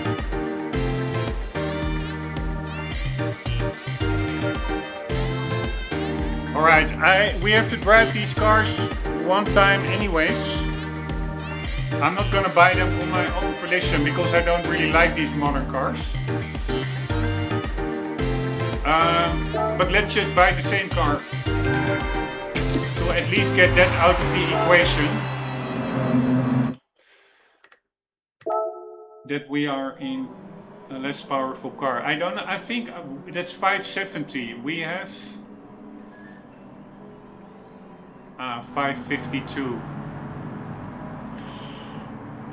Alright, I think we can buy all cars up from 2001 and up. We can just buy it new from the dealership. So we are going to go for an M4 2014.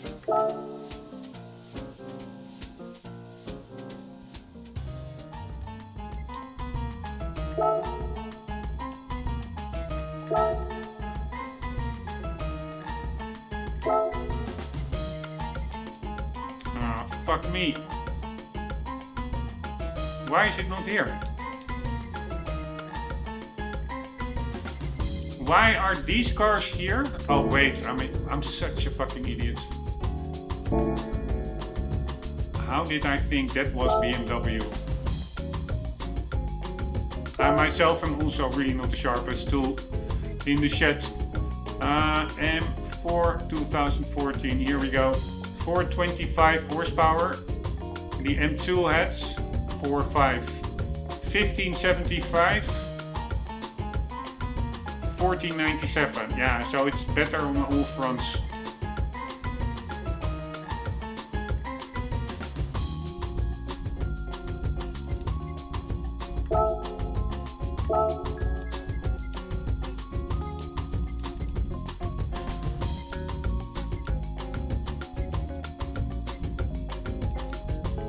man, these modern cars are so boring compared to the 90s and early 2000s. They're so incredibly boring.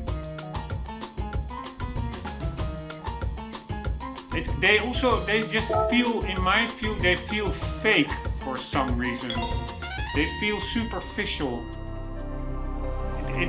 There's so much clutter and needless shit technology in these cars, of course, because of left politicians. All kinds of recirculation systems and clean air. Like now, we are in a heat wave and the European Union doesn't allow air conditioning. The UK neither. It is all so retarded. You see it in cars, in cars themselves, the retardation of society.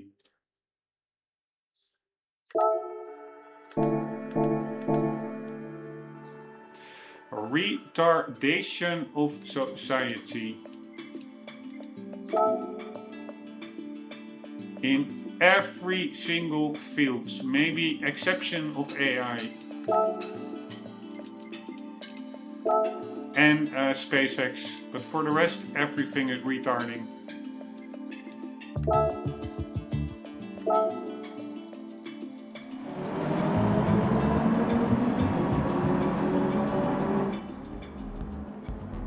Why would the game suggest 550 performance point when the first place car has 570? I mean, it's not that big of a difference, but it is really hard to win against it. Of course, I'm playing on hard difficulty, so that could be a factor, but man, it's so boring, these cars.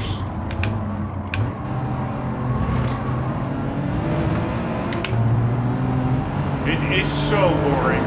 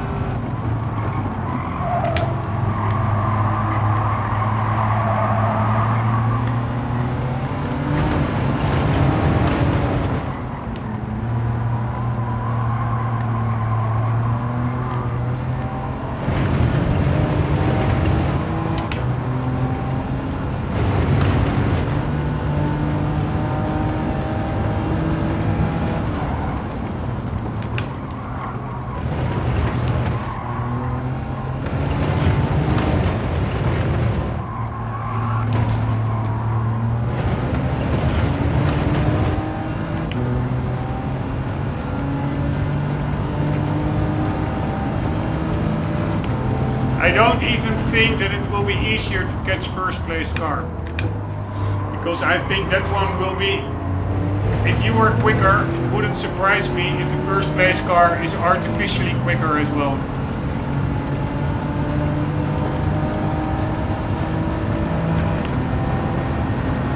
Wow, that's a pretty kitted out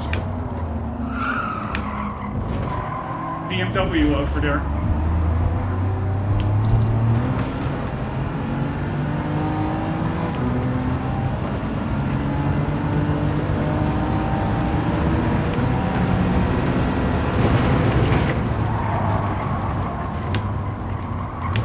Oh my god, fucking hell.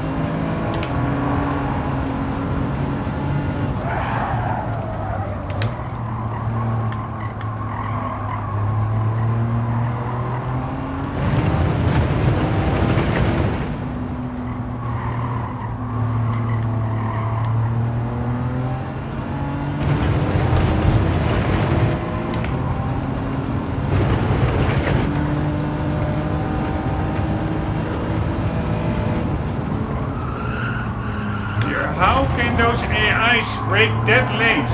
They are braking so late into that corner. I really have to brake 100 meters before them. Earlier than they do.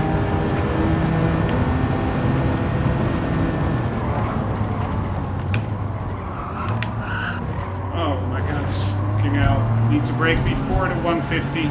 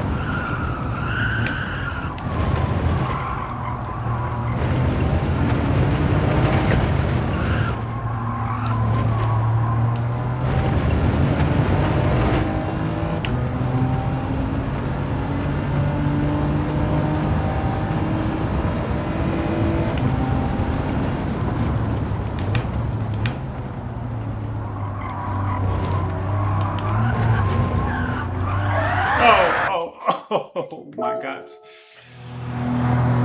Oh my god.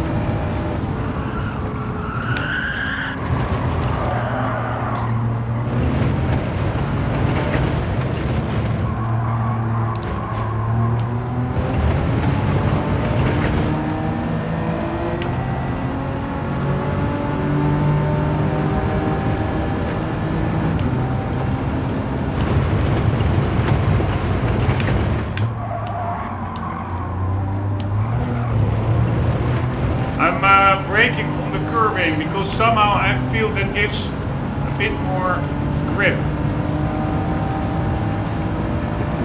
But it may also unsettle the car a bit. And it is harder to hear tires squeal.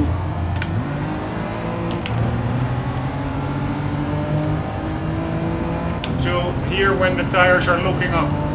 But I don't think they look up as much.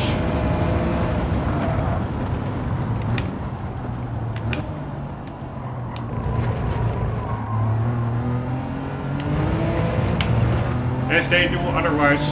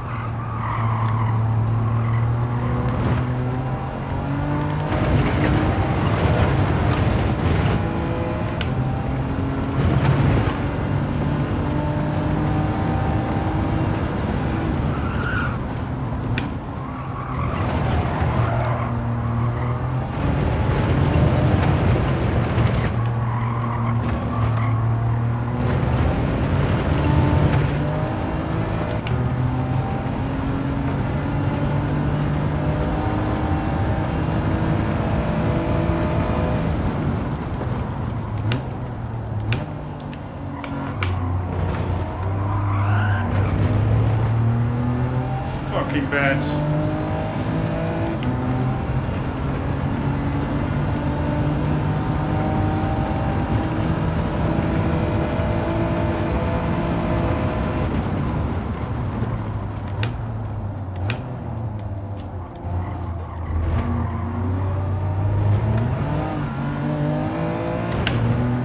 Somehow they're so much quicker there.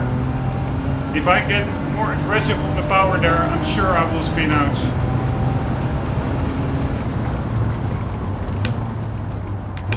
The only place where they are actually slower, I think, is in this middle section. So let's do a little prayer.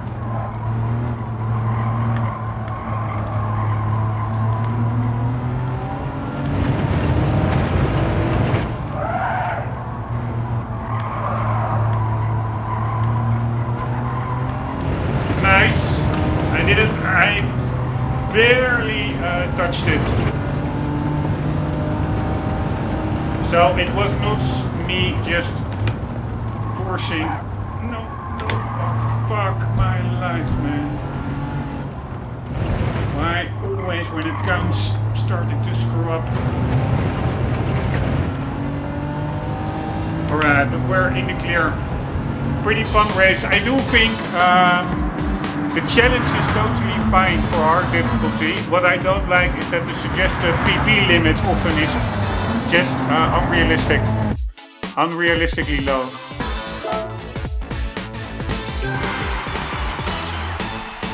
But if you get the same car as the one that is like gapping everybody, then you can win.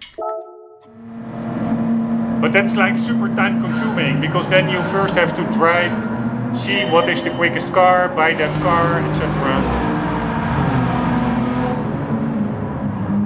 But man, BMW and all modern sport cars makers lost me around indeed after the 2010s. They lost all interest from my side. How boring cars can you make? I'm quickly getting a little bit of coffee, 1 second.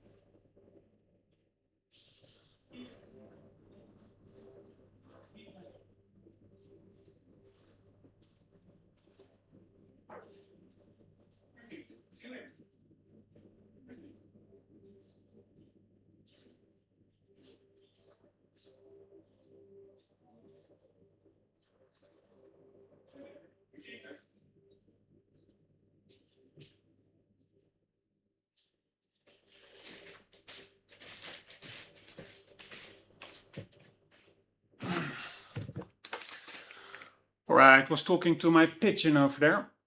Sorry for that. Let's look at the beautiful PS5 Pro 60 FPS replays.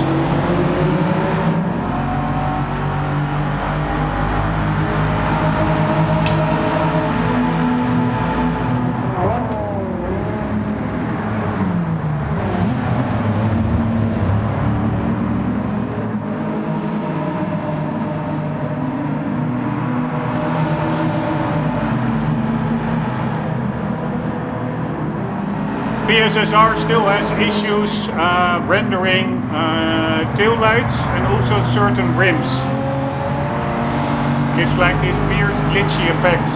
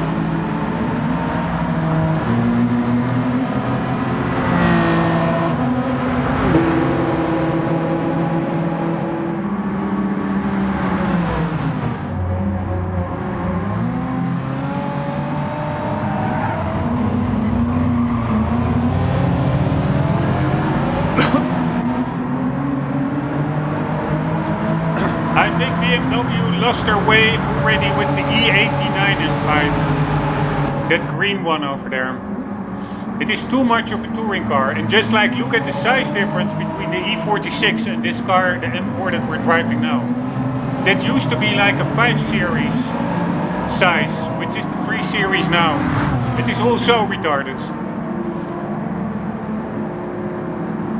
They're just too big, too lumpy, too much needless crap in them.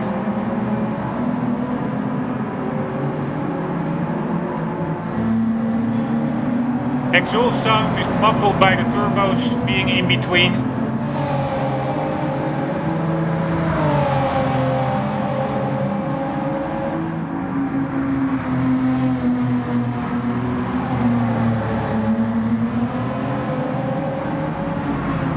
Even the styling, trying to be super aggressive, it's almost caricature-like in my view.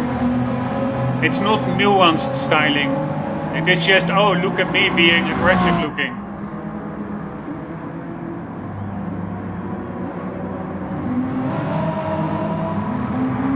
But man, I do think the handling really improved in the game. It's really, the game is really growing on me.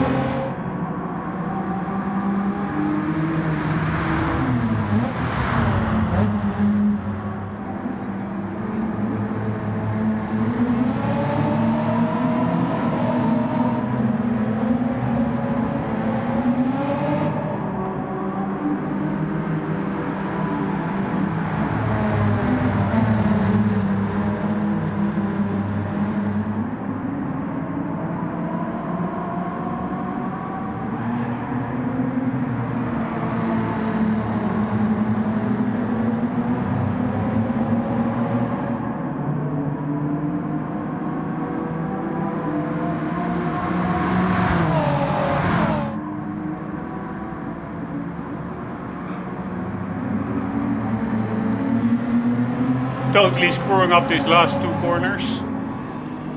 Luckily, it didn't cost me the win.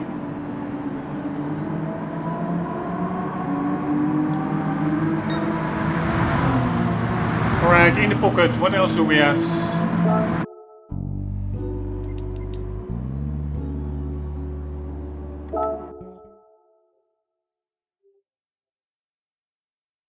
Don't we get a reward? Or did we already get a reward? I don't know. This one is probably also really tricky. Let's do this one will probably be the trickiest. 5 peppers in the rain. Let's do this one. 600 pp limit. And again, we first have to see what the top car is. How much pp. It will probably be a lot more. I would really like to drive this in a blob eye Subaru.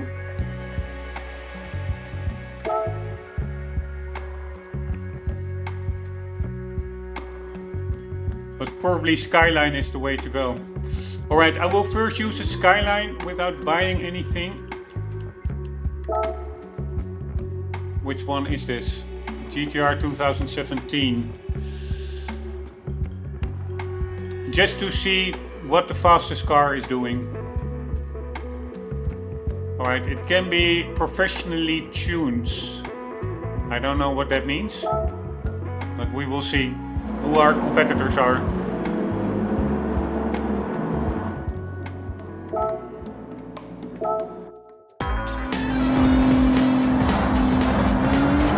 Here we go. Alright, what kind of a Celica is there?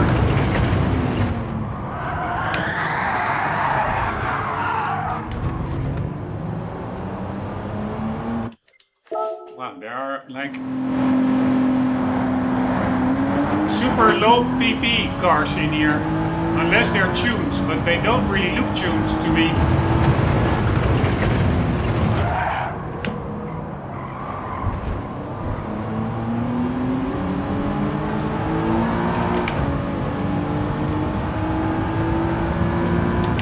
Here, and again, then you have like this picture of the race with like a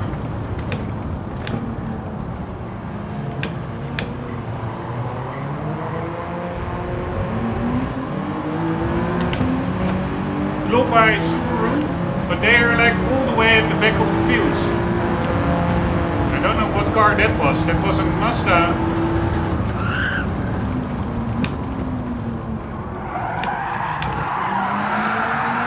I don't know what's going on with this car. It really handles like a rear-wheel drive car. That was some kind of a little Mazda hatchback with maybe a driveline adjustments.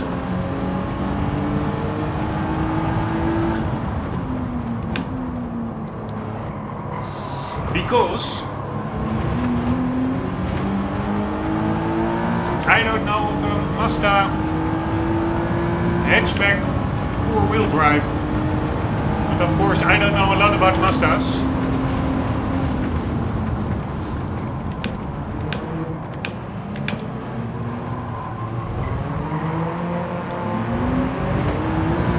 Alright, we can get on the power in this car earlier than in other cars there, because of course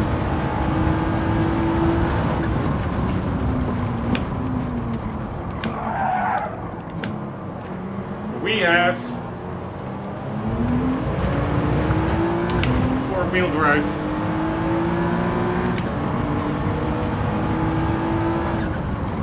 But even if I'm now looking at which cars are gapping the rest,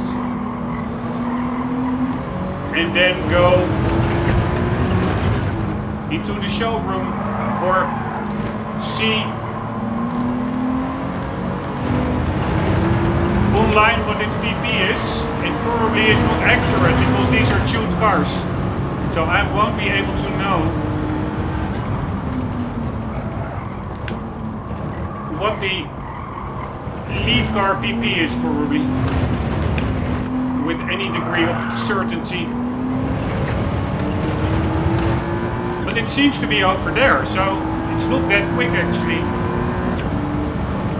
So apparently it differs per race whether the suggested PP is correct, because we are not even at the suggested PP and we are able to win quite easily, I think.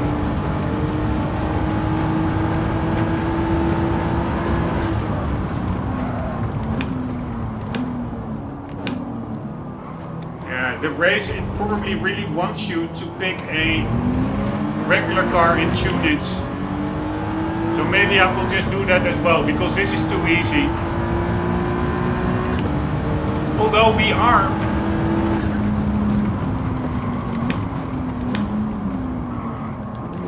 still under the limit and I'm still screwing it up. The win.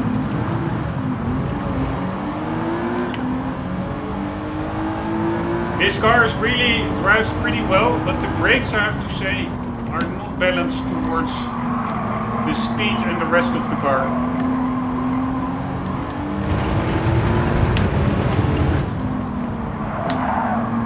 Not up to the job.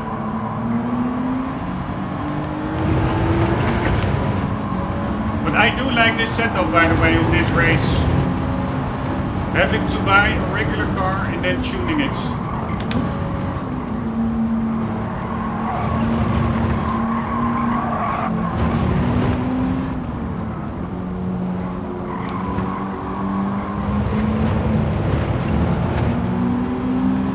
Here, we are so much quicker.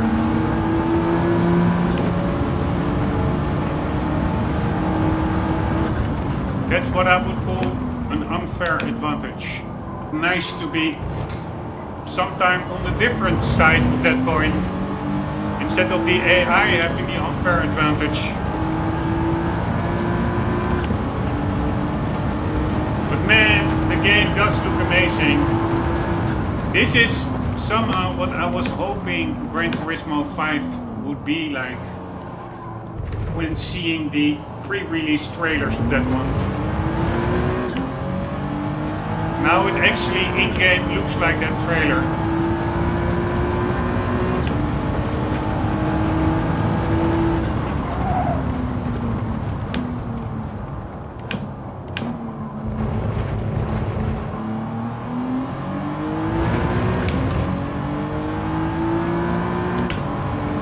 But this is also an example of a car, and of course I understand development in technology. Of course you cannot stop that. But a car that I lose interest in compared to older GTRs. It's an impressive car, I respect it for what it can do with its weight. And only like I don't know what it is, 3.5 liter V6.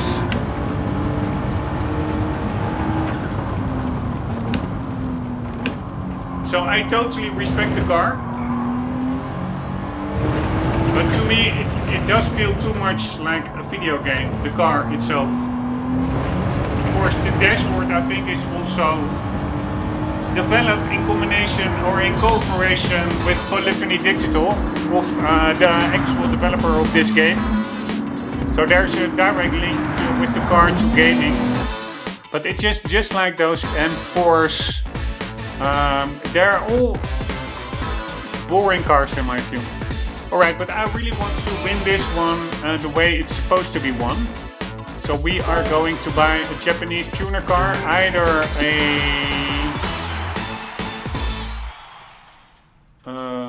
we are either going to buy Subaru or a Mitsubishi Lancer, Impreza or Lancer, and then we're going to tune it until 600s.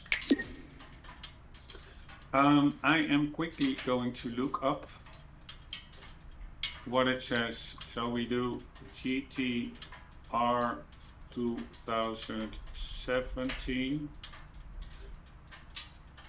engine specs. I think it started out maybe with a 3.2 liter, no, probably 3.5, right? 3.8, okay, I was not aware, but I really respect that they really pull in a lot of horsepower. If this would be an American engine, it would be like a 6 or 7 liter engine. That's the difference.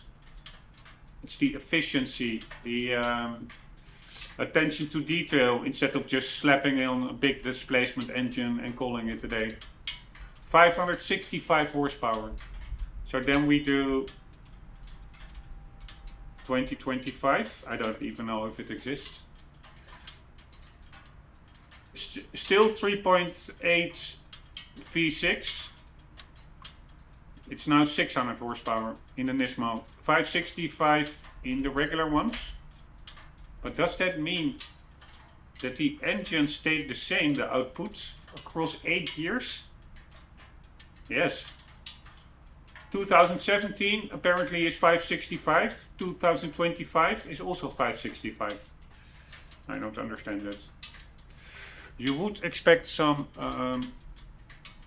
wait, are it also the same turbos? So it is the VR38, that engine. What are the turbos? Doesn't really say.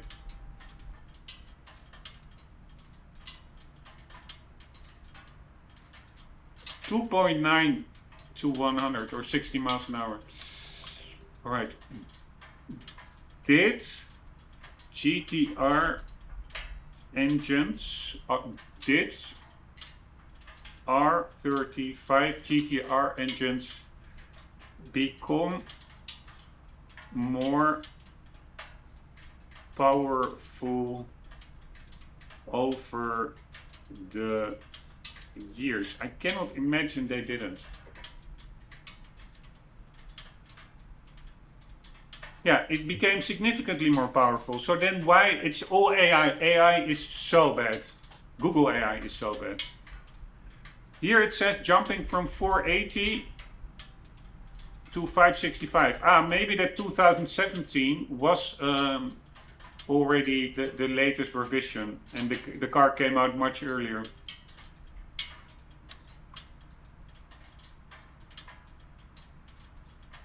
Yeah, oh, I was not aware. The car came out in 2007, so that's 20 years ago. That's amazing how little of course there were updates also to the exterior, but to me it still more or less feels like the same look it had 20 years ago. That's pretty timeless. I find it a bit of a boring look, but still. 2007, 2009, 480 horsepower, 2010, 2011, 530, 2012, 2015, 545, 2016, 2025, 565. 2007 versus, so we do 2007 versus 2025. R35 exterior. How much did it change from the outside? So we do images. Yeah, I'm not gonna lie, that looks like the same car.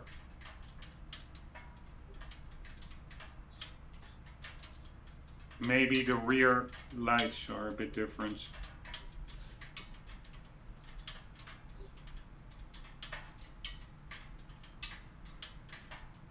That's really crazy how long that car was in production. No, the rear lights are not even that different. So what I was looking at here is probably some kind of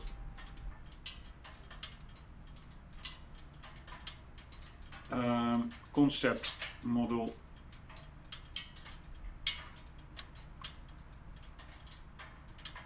Anywho,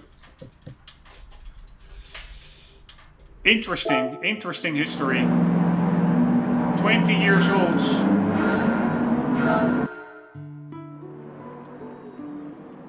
So we are going to tune a car.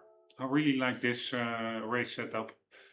So not that you have to tune just to cheat to win in regular road car races like this one, but you actually need to tune because the whole field is tuned. Like, I don't think that I would have needed to tune our car, and I don't think we did in the end. We just bought the GTI. But in a race like that Sunday Cup, I think you don't need to, there shouldn't be a need to tune. Alright, but we are going to see, it would be really nice if we can find a blob eye. I doubt it. Because it is not in the car dealership. Because it's too old. Or yeah, 2001, maybe it is in the car dealership. I think it should be, actually.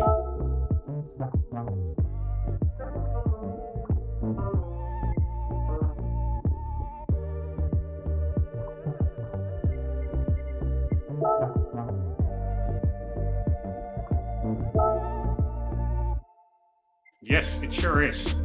Nice. I really, if I would have money, I would buy a car like this in real life, just for the fun of it. And they really should remove all the Vision GT cars from this game. It's so unimmersive. It really gets me out of the experience. So much time and developer capacity wasted on stupid VGT cars that nobody likes.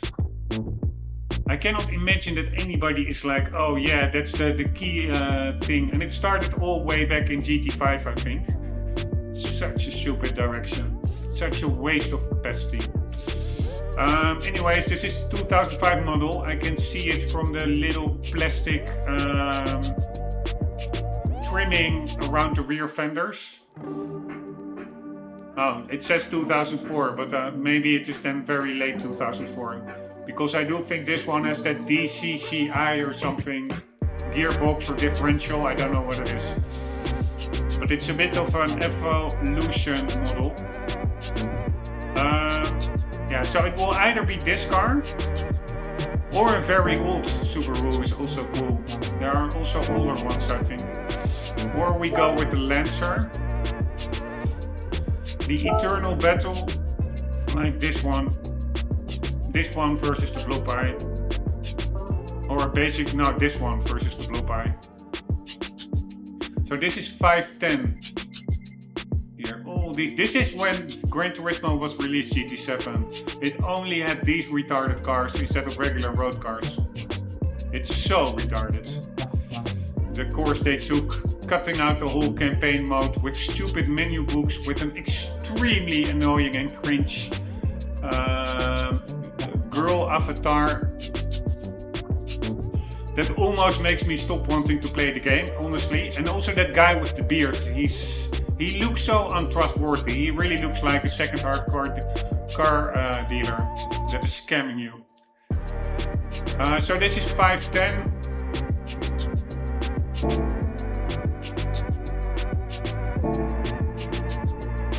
And this one is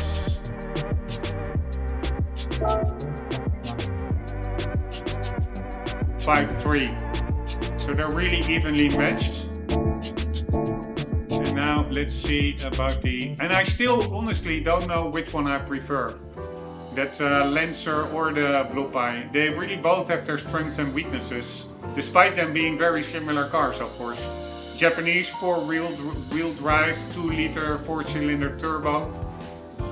But still, they are very similar compared to any other car. But compared to themselves, they really feel different worlds of development. It's really, really cool, actually. That rivalry between the two. Alright, give me an old Subaru. Or Mitsubishi. Nope. And these things only change daily, I think, so it will be the same throughout the whole day. There's no use. What the hell is this? Oh, I pressed the wrong button. Like usual. There's no use in me checking out this dealership every hour. Unless maybe a car gets sold out in the Legend dealership and then replaced during the day. I don't know how that works. But we are going to... Yeah, let's just go with the Subaru.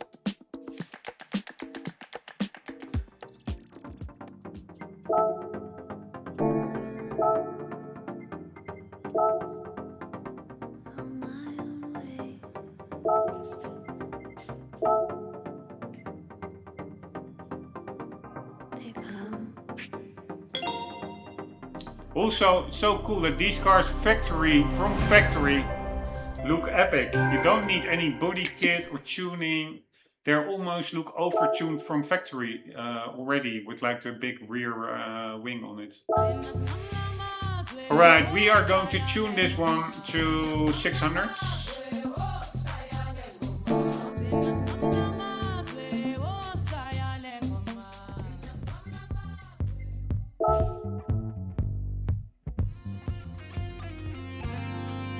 Alright, what tires do we have? Sports hards. Alright, let's keep that. How heavy? That's pretty heavy, 1460.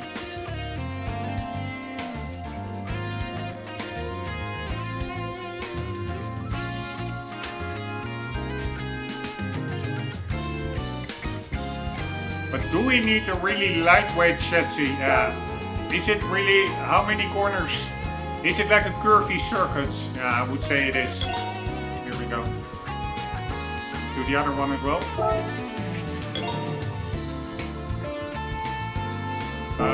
No, oh my god, I always do this. I really have to get used to it. I'm already in the top menu. Let's do the computer. Here on the, what was it? On the Volkswagen Beetle. And yeah, of course that doesn't have an ECU. But I could still apply it. It only gains 2 horsepower. In this one it gains like 20 or 25. So we have that one covered. We are going to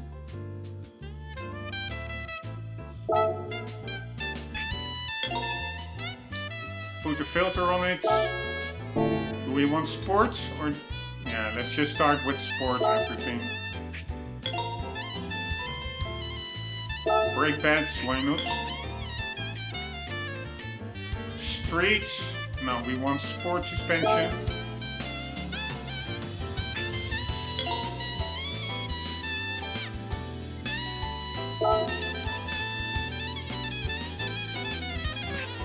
Brake kits.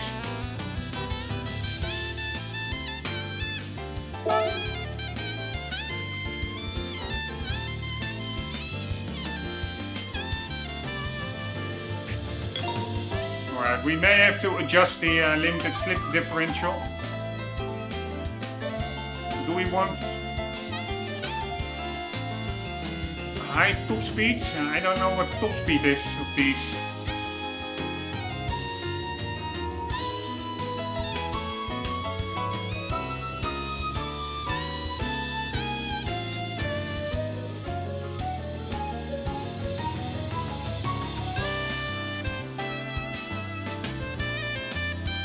Here, let's do this one.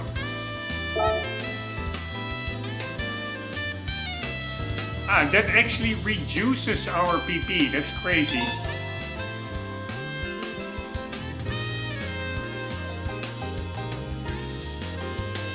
Alright, why is a sports intercooler under the racing section?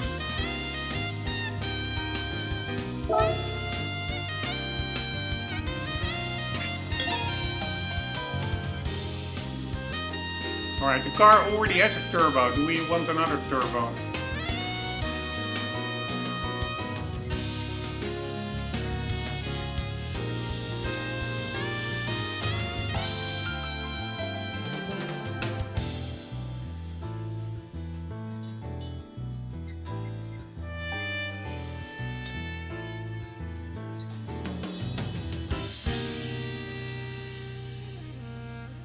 Ultra high RPM turbocharger. How much is that?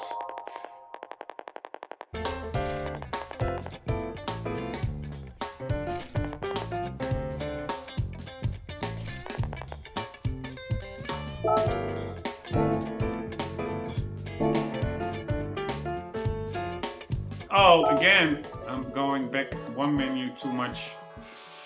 Anyways, we still have 50 points to play with.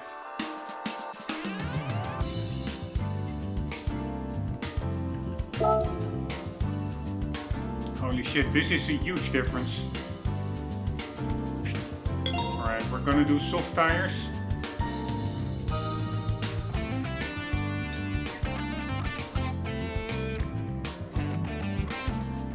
Maybe still do the sports thingy.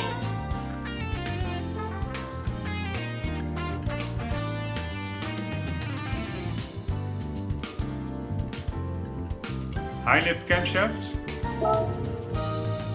Holy shit, that's a big power boost.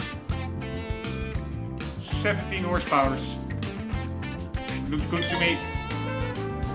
Alright, we are perfectly where we need to be. And now I don't know exactly how it works, but we don't need to go much faster than, I don't know, 240 on this track.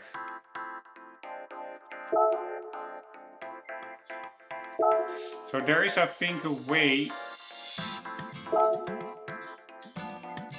to mess around with that. So we do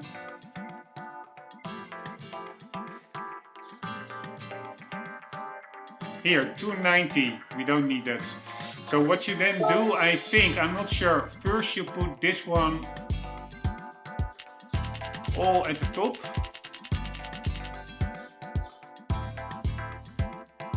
I think. Then you reduce your speed.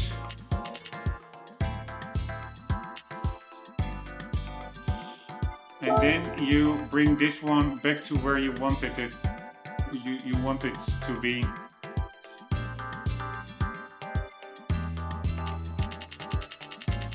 No, yeah, I don't know how that works actually.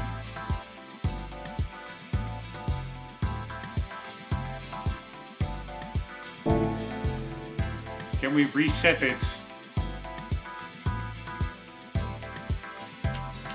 This was at 280.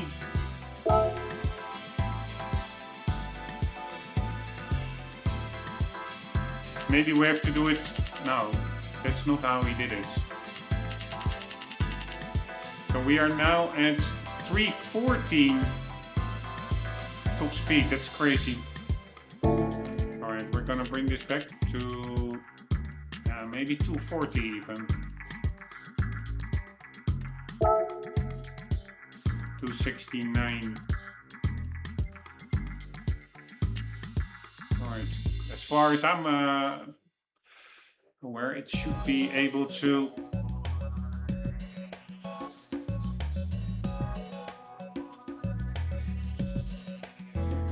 even go slower than 270. Why, if I choose 240 in top speed, why is 6 still going to 270? No idea. But anyways, let's see how this goes. For the rest, we cannot adjust the height.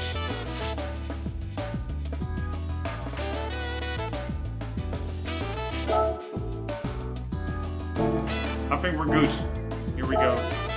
Let's hope that we're competitive. That would be a really fun race.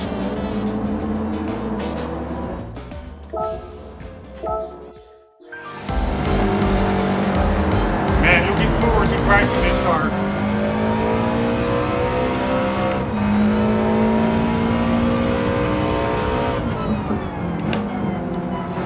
Maybe I should have played with, I forgot to look at that, the differential.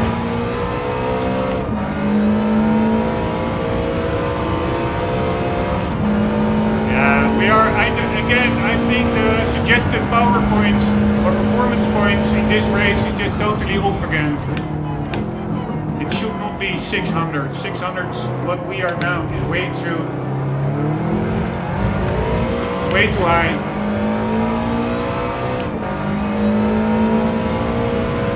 At least it seems to be too high.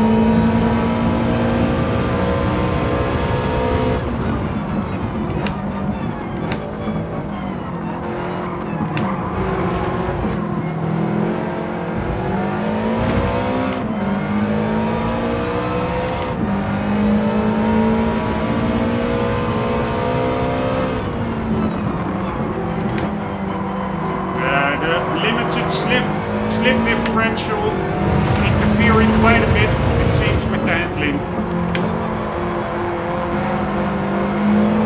But I'm too lazy to start messing around with it.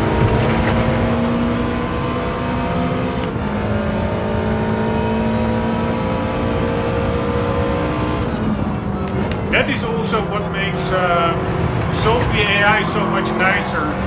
I think those races are, and also the Power Pack DLC, those races are way more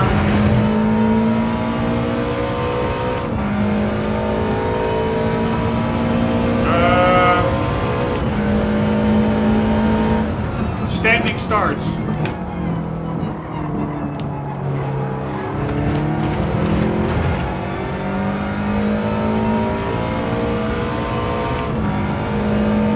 And you're not necessarily starting all at the back, and you just have to play catch up and get some faster cars, at least one faster car, the first place car.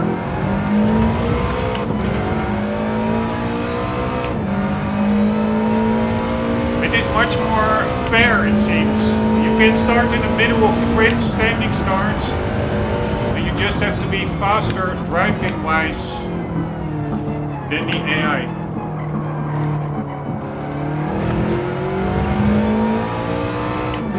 Instead of this feels a bit artificial to me. Alright, I am going to attempt this race one more time, but then that's the only problem. I put some upgrades on there that I'm not sure that you can remove. So what I will do is I will drive this race once more, but then on worse tires, and maybe see if I can remove some power modes, because we are way too quick.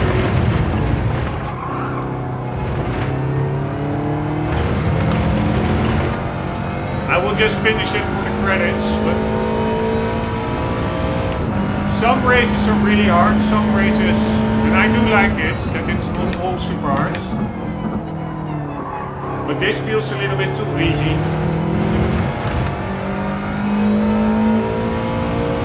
Man, these seats are so beautiful as well.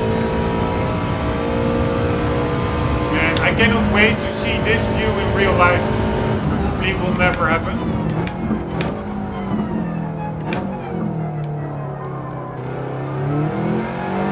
Here in this car you can just slam the accelerator in the middle of a corner. In any real life car it would spin you out. I'm really wondering, I hope that would be so cool if in a car like this that the fuel gauge is actually working. It would not surprise me if it does. But the interior, it looks amazing. Look at the clock. The color tone of the digital clock is totally on point. Here, this is fun cars. Except all the crap that they made after 2015. Subaru included. They totally lost the plot with later STIs.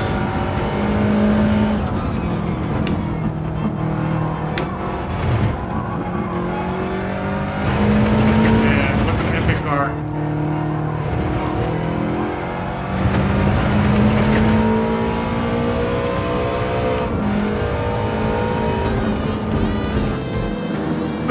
Alright, I'm gonna look it up. Can we...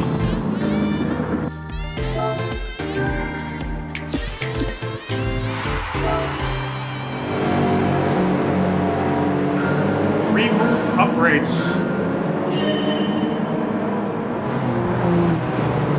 GT7, can you remove engine upgrades?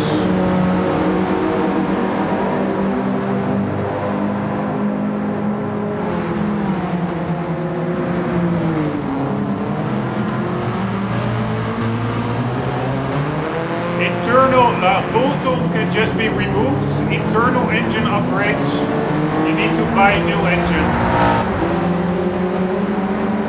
And weight reduction is permanent, and engine swaps as well.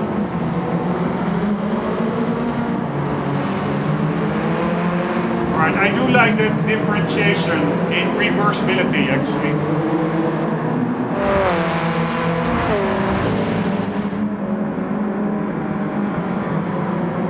But we are going to try and do this race. Yeah, what car was that? This one. Apparently 4-wheel drive. We are going to try and do this race with a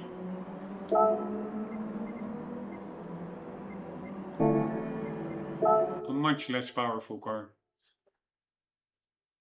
I'm almost thinking like we can do it with a stock car.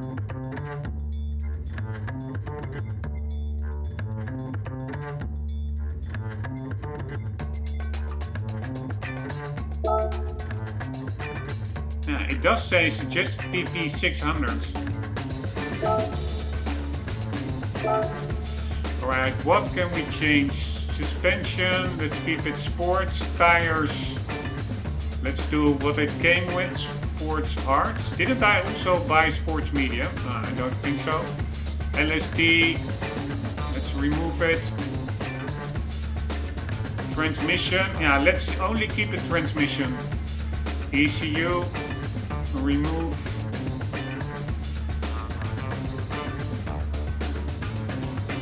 Air cleaner, remove. Silencer, remove. Brake, remove. Intercooler, remove.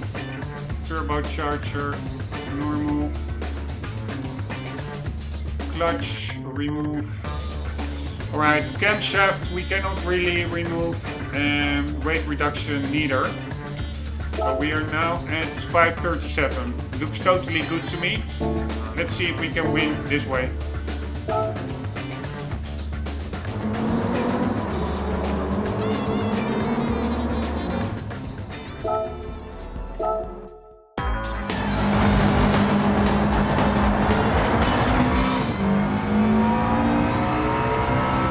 We still have that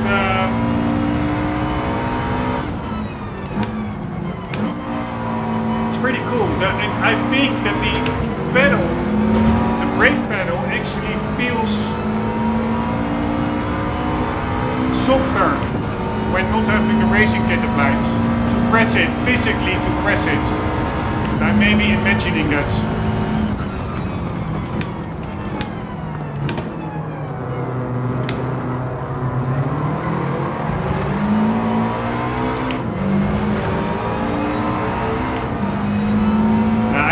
Whether it are those that high lift camshaft that we have, but we are really quick still.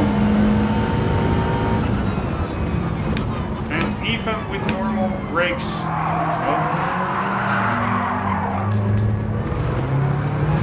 I wanted to say everything goes right, and then it went wrong.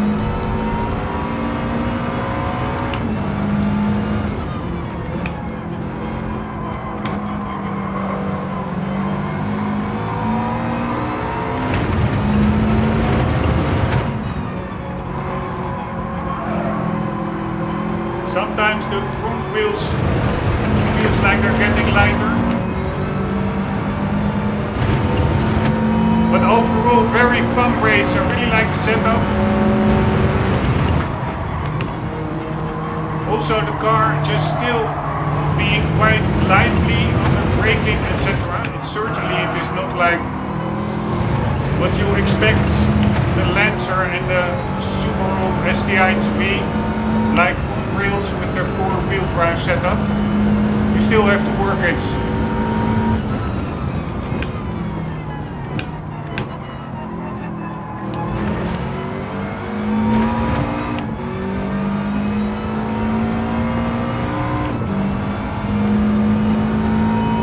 Great sound in the car. There's actually also a gear indicator on the dashboard in this car, apparently. You see it in the middle of the rev counter, lighting up once you get above 7k revs.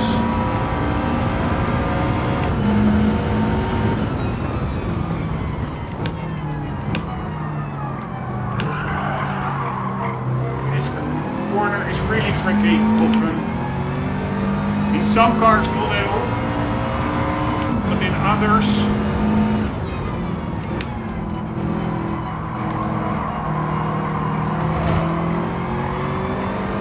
you have to watch it.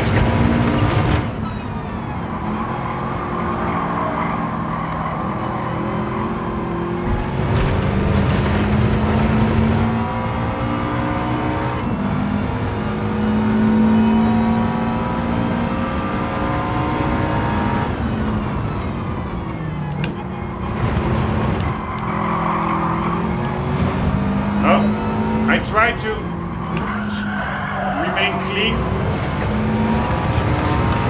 Man, I was thinking we would still win quite easily, but it's gonna be tricky.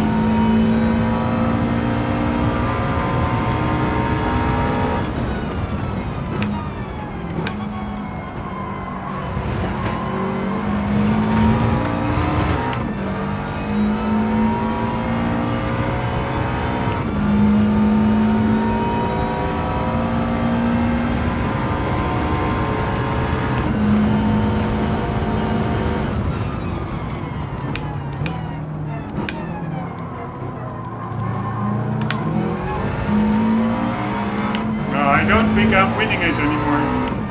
Fucking hell.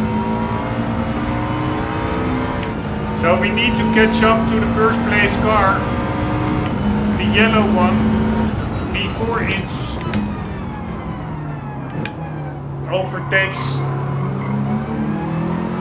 this red car, because once it does, it's gapping everybody.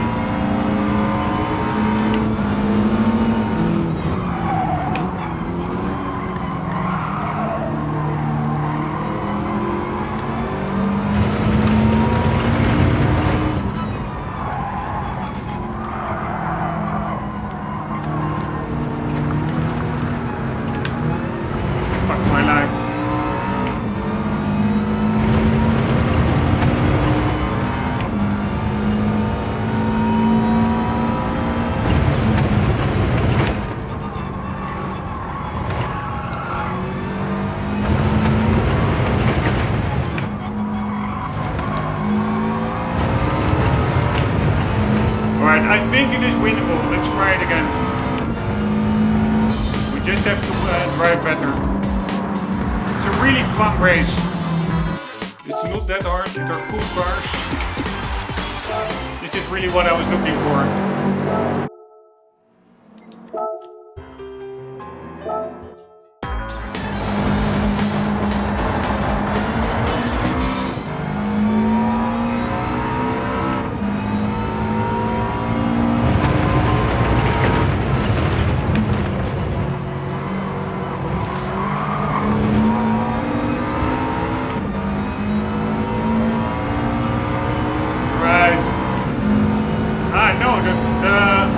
The yellow car is still behind some other cars. We need to catch it.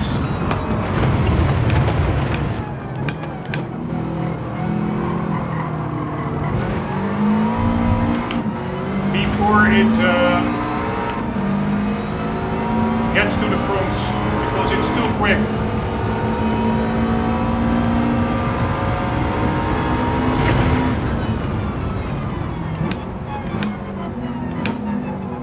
Again, it's really amazing. I'm driving without any aids, no ABS. In this car, the wheels under braking, they just don't look up.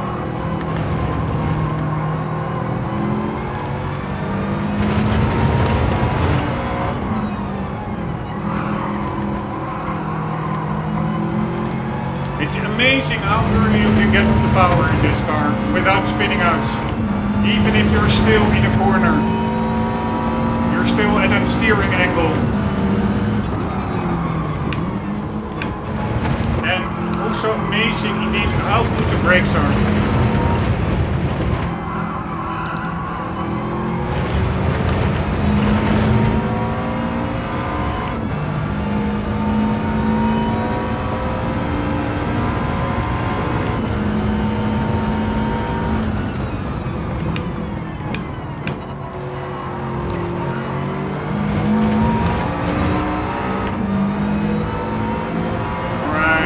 A bit of slipstream.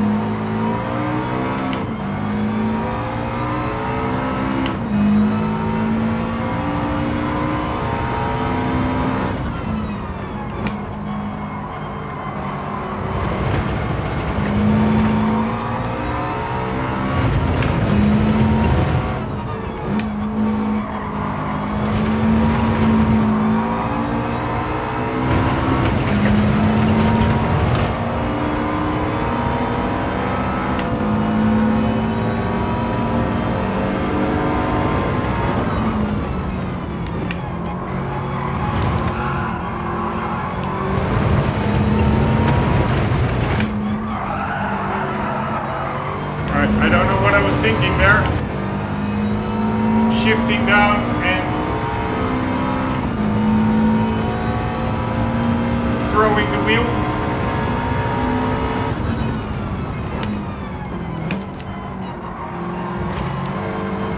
Oh, that was not on purpose.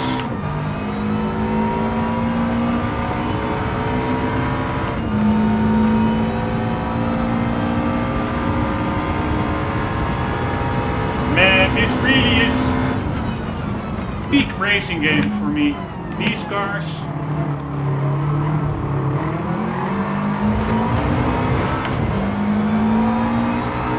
The graphical fidelity, the sound is improved.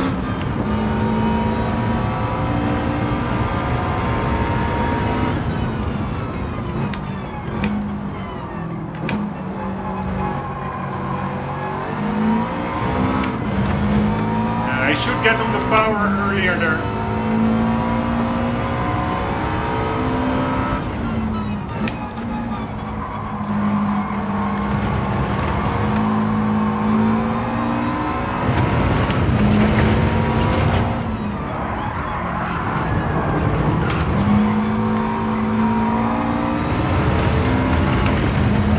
Fuck me, I was already like, I'm not winning it.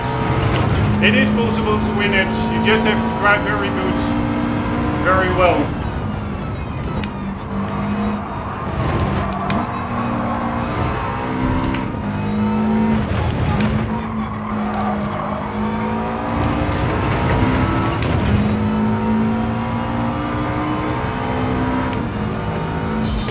Alright, very cool race. Like, this is the perfect amount of challenge. It is doable, and you don't need to be reliant on luck. You just need to be consistent. Very, very cool race. Now only to still win it. So you really see that per race, the suggested PP really doesn't mean a lot. Because now it's really like a close race.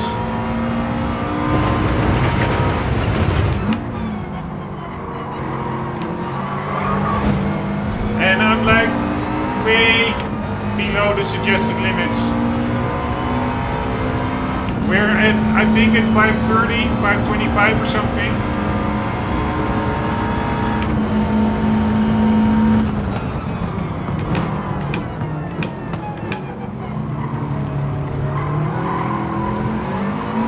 Somehow, always going wide there, super annoying. We don't have good starts. Normally I was already past this car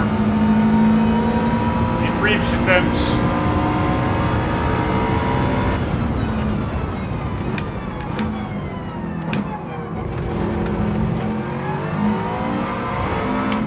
Yeah, I'm just getting on the power in this corner earlier than I think I can. I think that makes a big difference.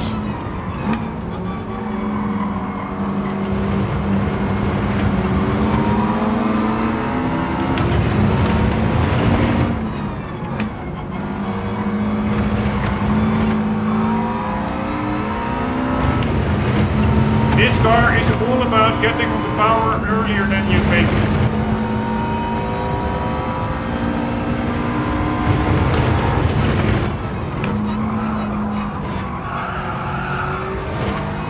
And don't let it lose traction. Like I'm constantly doing over there.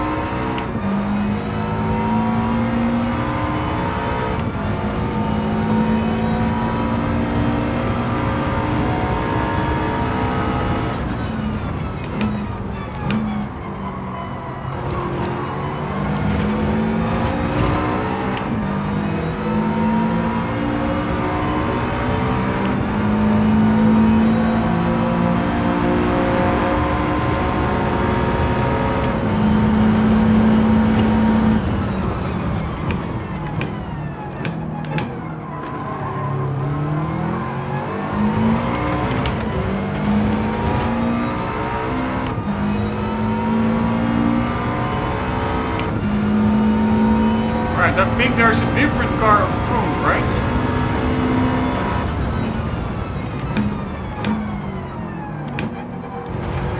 So I really have to be mindful that the yellow car, fuck me, it already did it. No, not yet. I need to get to the yellow car before it overtakes the first place.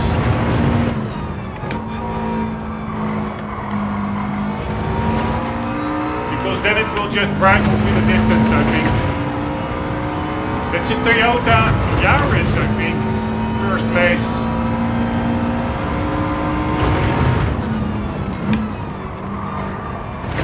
Alright, here I really need to be more composed. Constantly screwing up that corner. And I'm going wide everywhere. But yeah, it is what it is.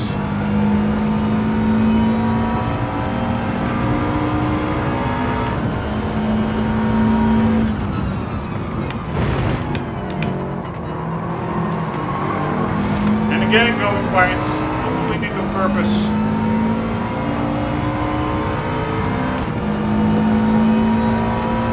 Right, somehow the fields in this one was way easier.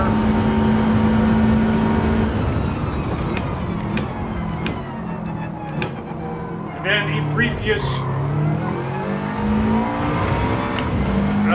attempts, but I will take it. Nice relaxing race, super cool car. We didn't really cheat with the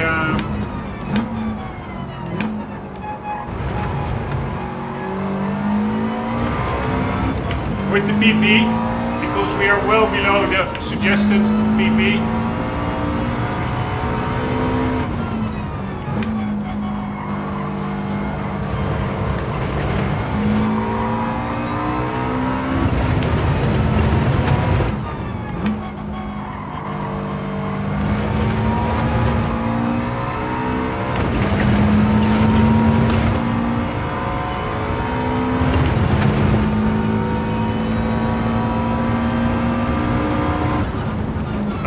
Somehow I started braking at 150, which I normally don't do, which I maybe should.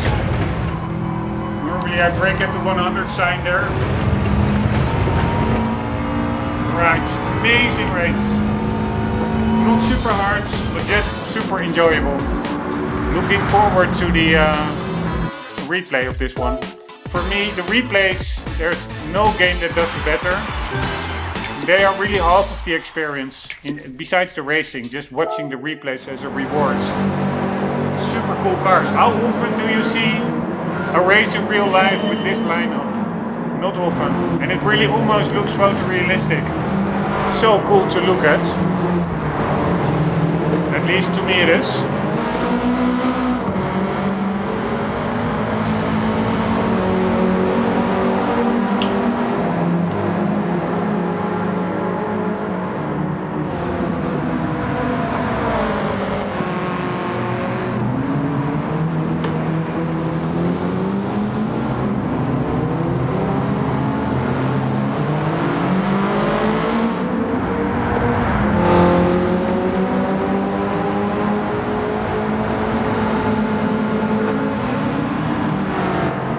Old white Lancer. Then the other red Lancer, I don't know which year, that's before the 2004 generation. I think I remember that one from the first Colin McRae and rally games, etc. Or maybe that was also already the generation afterwards, I don't know.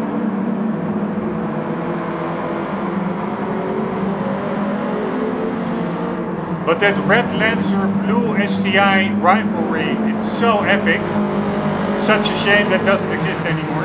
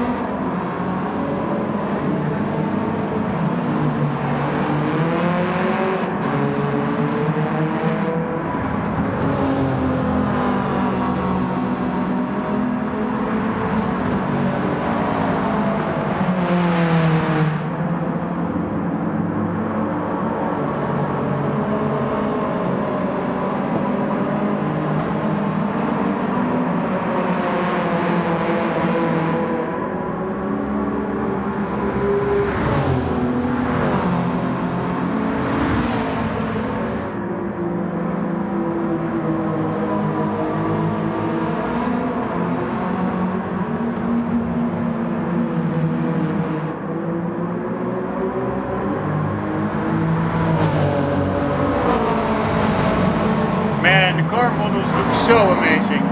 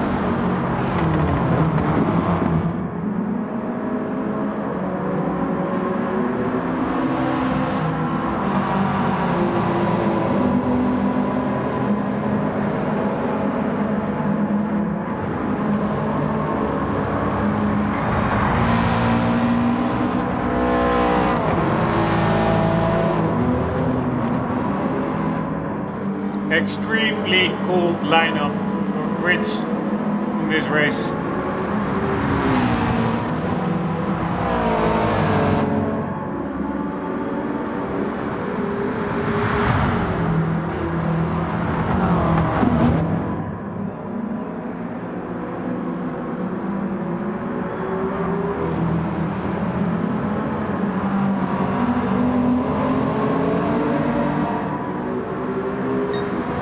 Somehow I sometimes still think, compared to the replays in GT5 sometimes really felt like, yeah, real almost, the replays, and here as well, but maybe due to the added details, I don't know what it is. Sometimes it does feel, it's very contradictory, but maybe it's a lighting, the saturation, a little bit less real or gamey than the older replays. I don't know what it is, but I know that, I think it was, of course, it's also in the other time, so it was just top of the range at the time.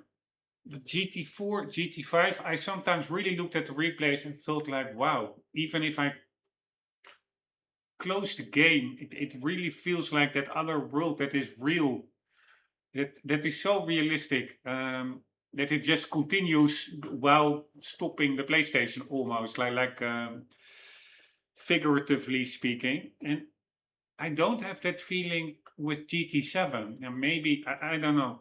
Of course, the cars look better, the crowds look better. Somehow, the grittiness, it almost feels a bit too polished, so to say.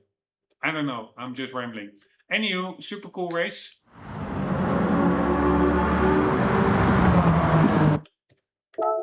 And maybe I'm looking at the path with rose tinted glasses, that could be as well. I am actually doing a playthrough, a mid playthrough of GT5 as well. And I also want to do GT6, never gave that game a fair chance. I just don't have the time to do it all as fast as I would like to.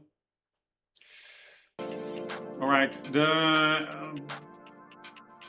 episode is already quite long, but it would be really nice if I can finish them all. So yeah, let's end this episode here. I will upload the footage so that I can remove the source material, because it will be quite big on the SSD. I don't have limitless time or space on the SSD. But then we're going for this one, and then a 5-star one. That one will probably be ridiculous. Guys, hope you enjoyed. Hope to see you in the next one, which I will start immediately after stopping this one. Hope to see you there. For the meantime, don't forget, always do keep on gaming. Later.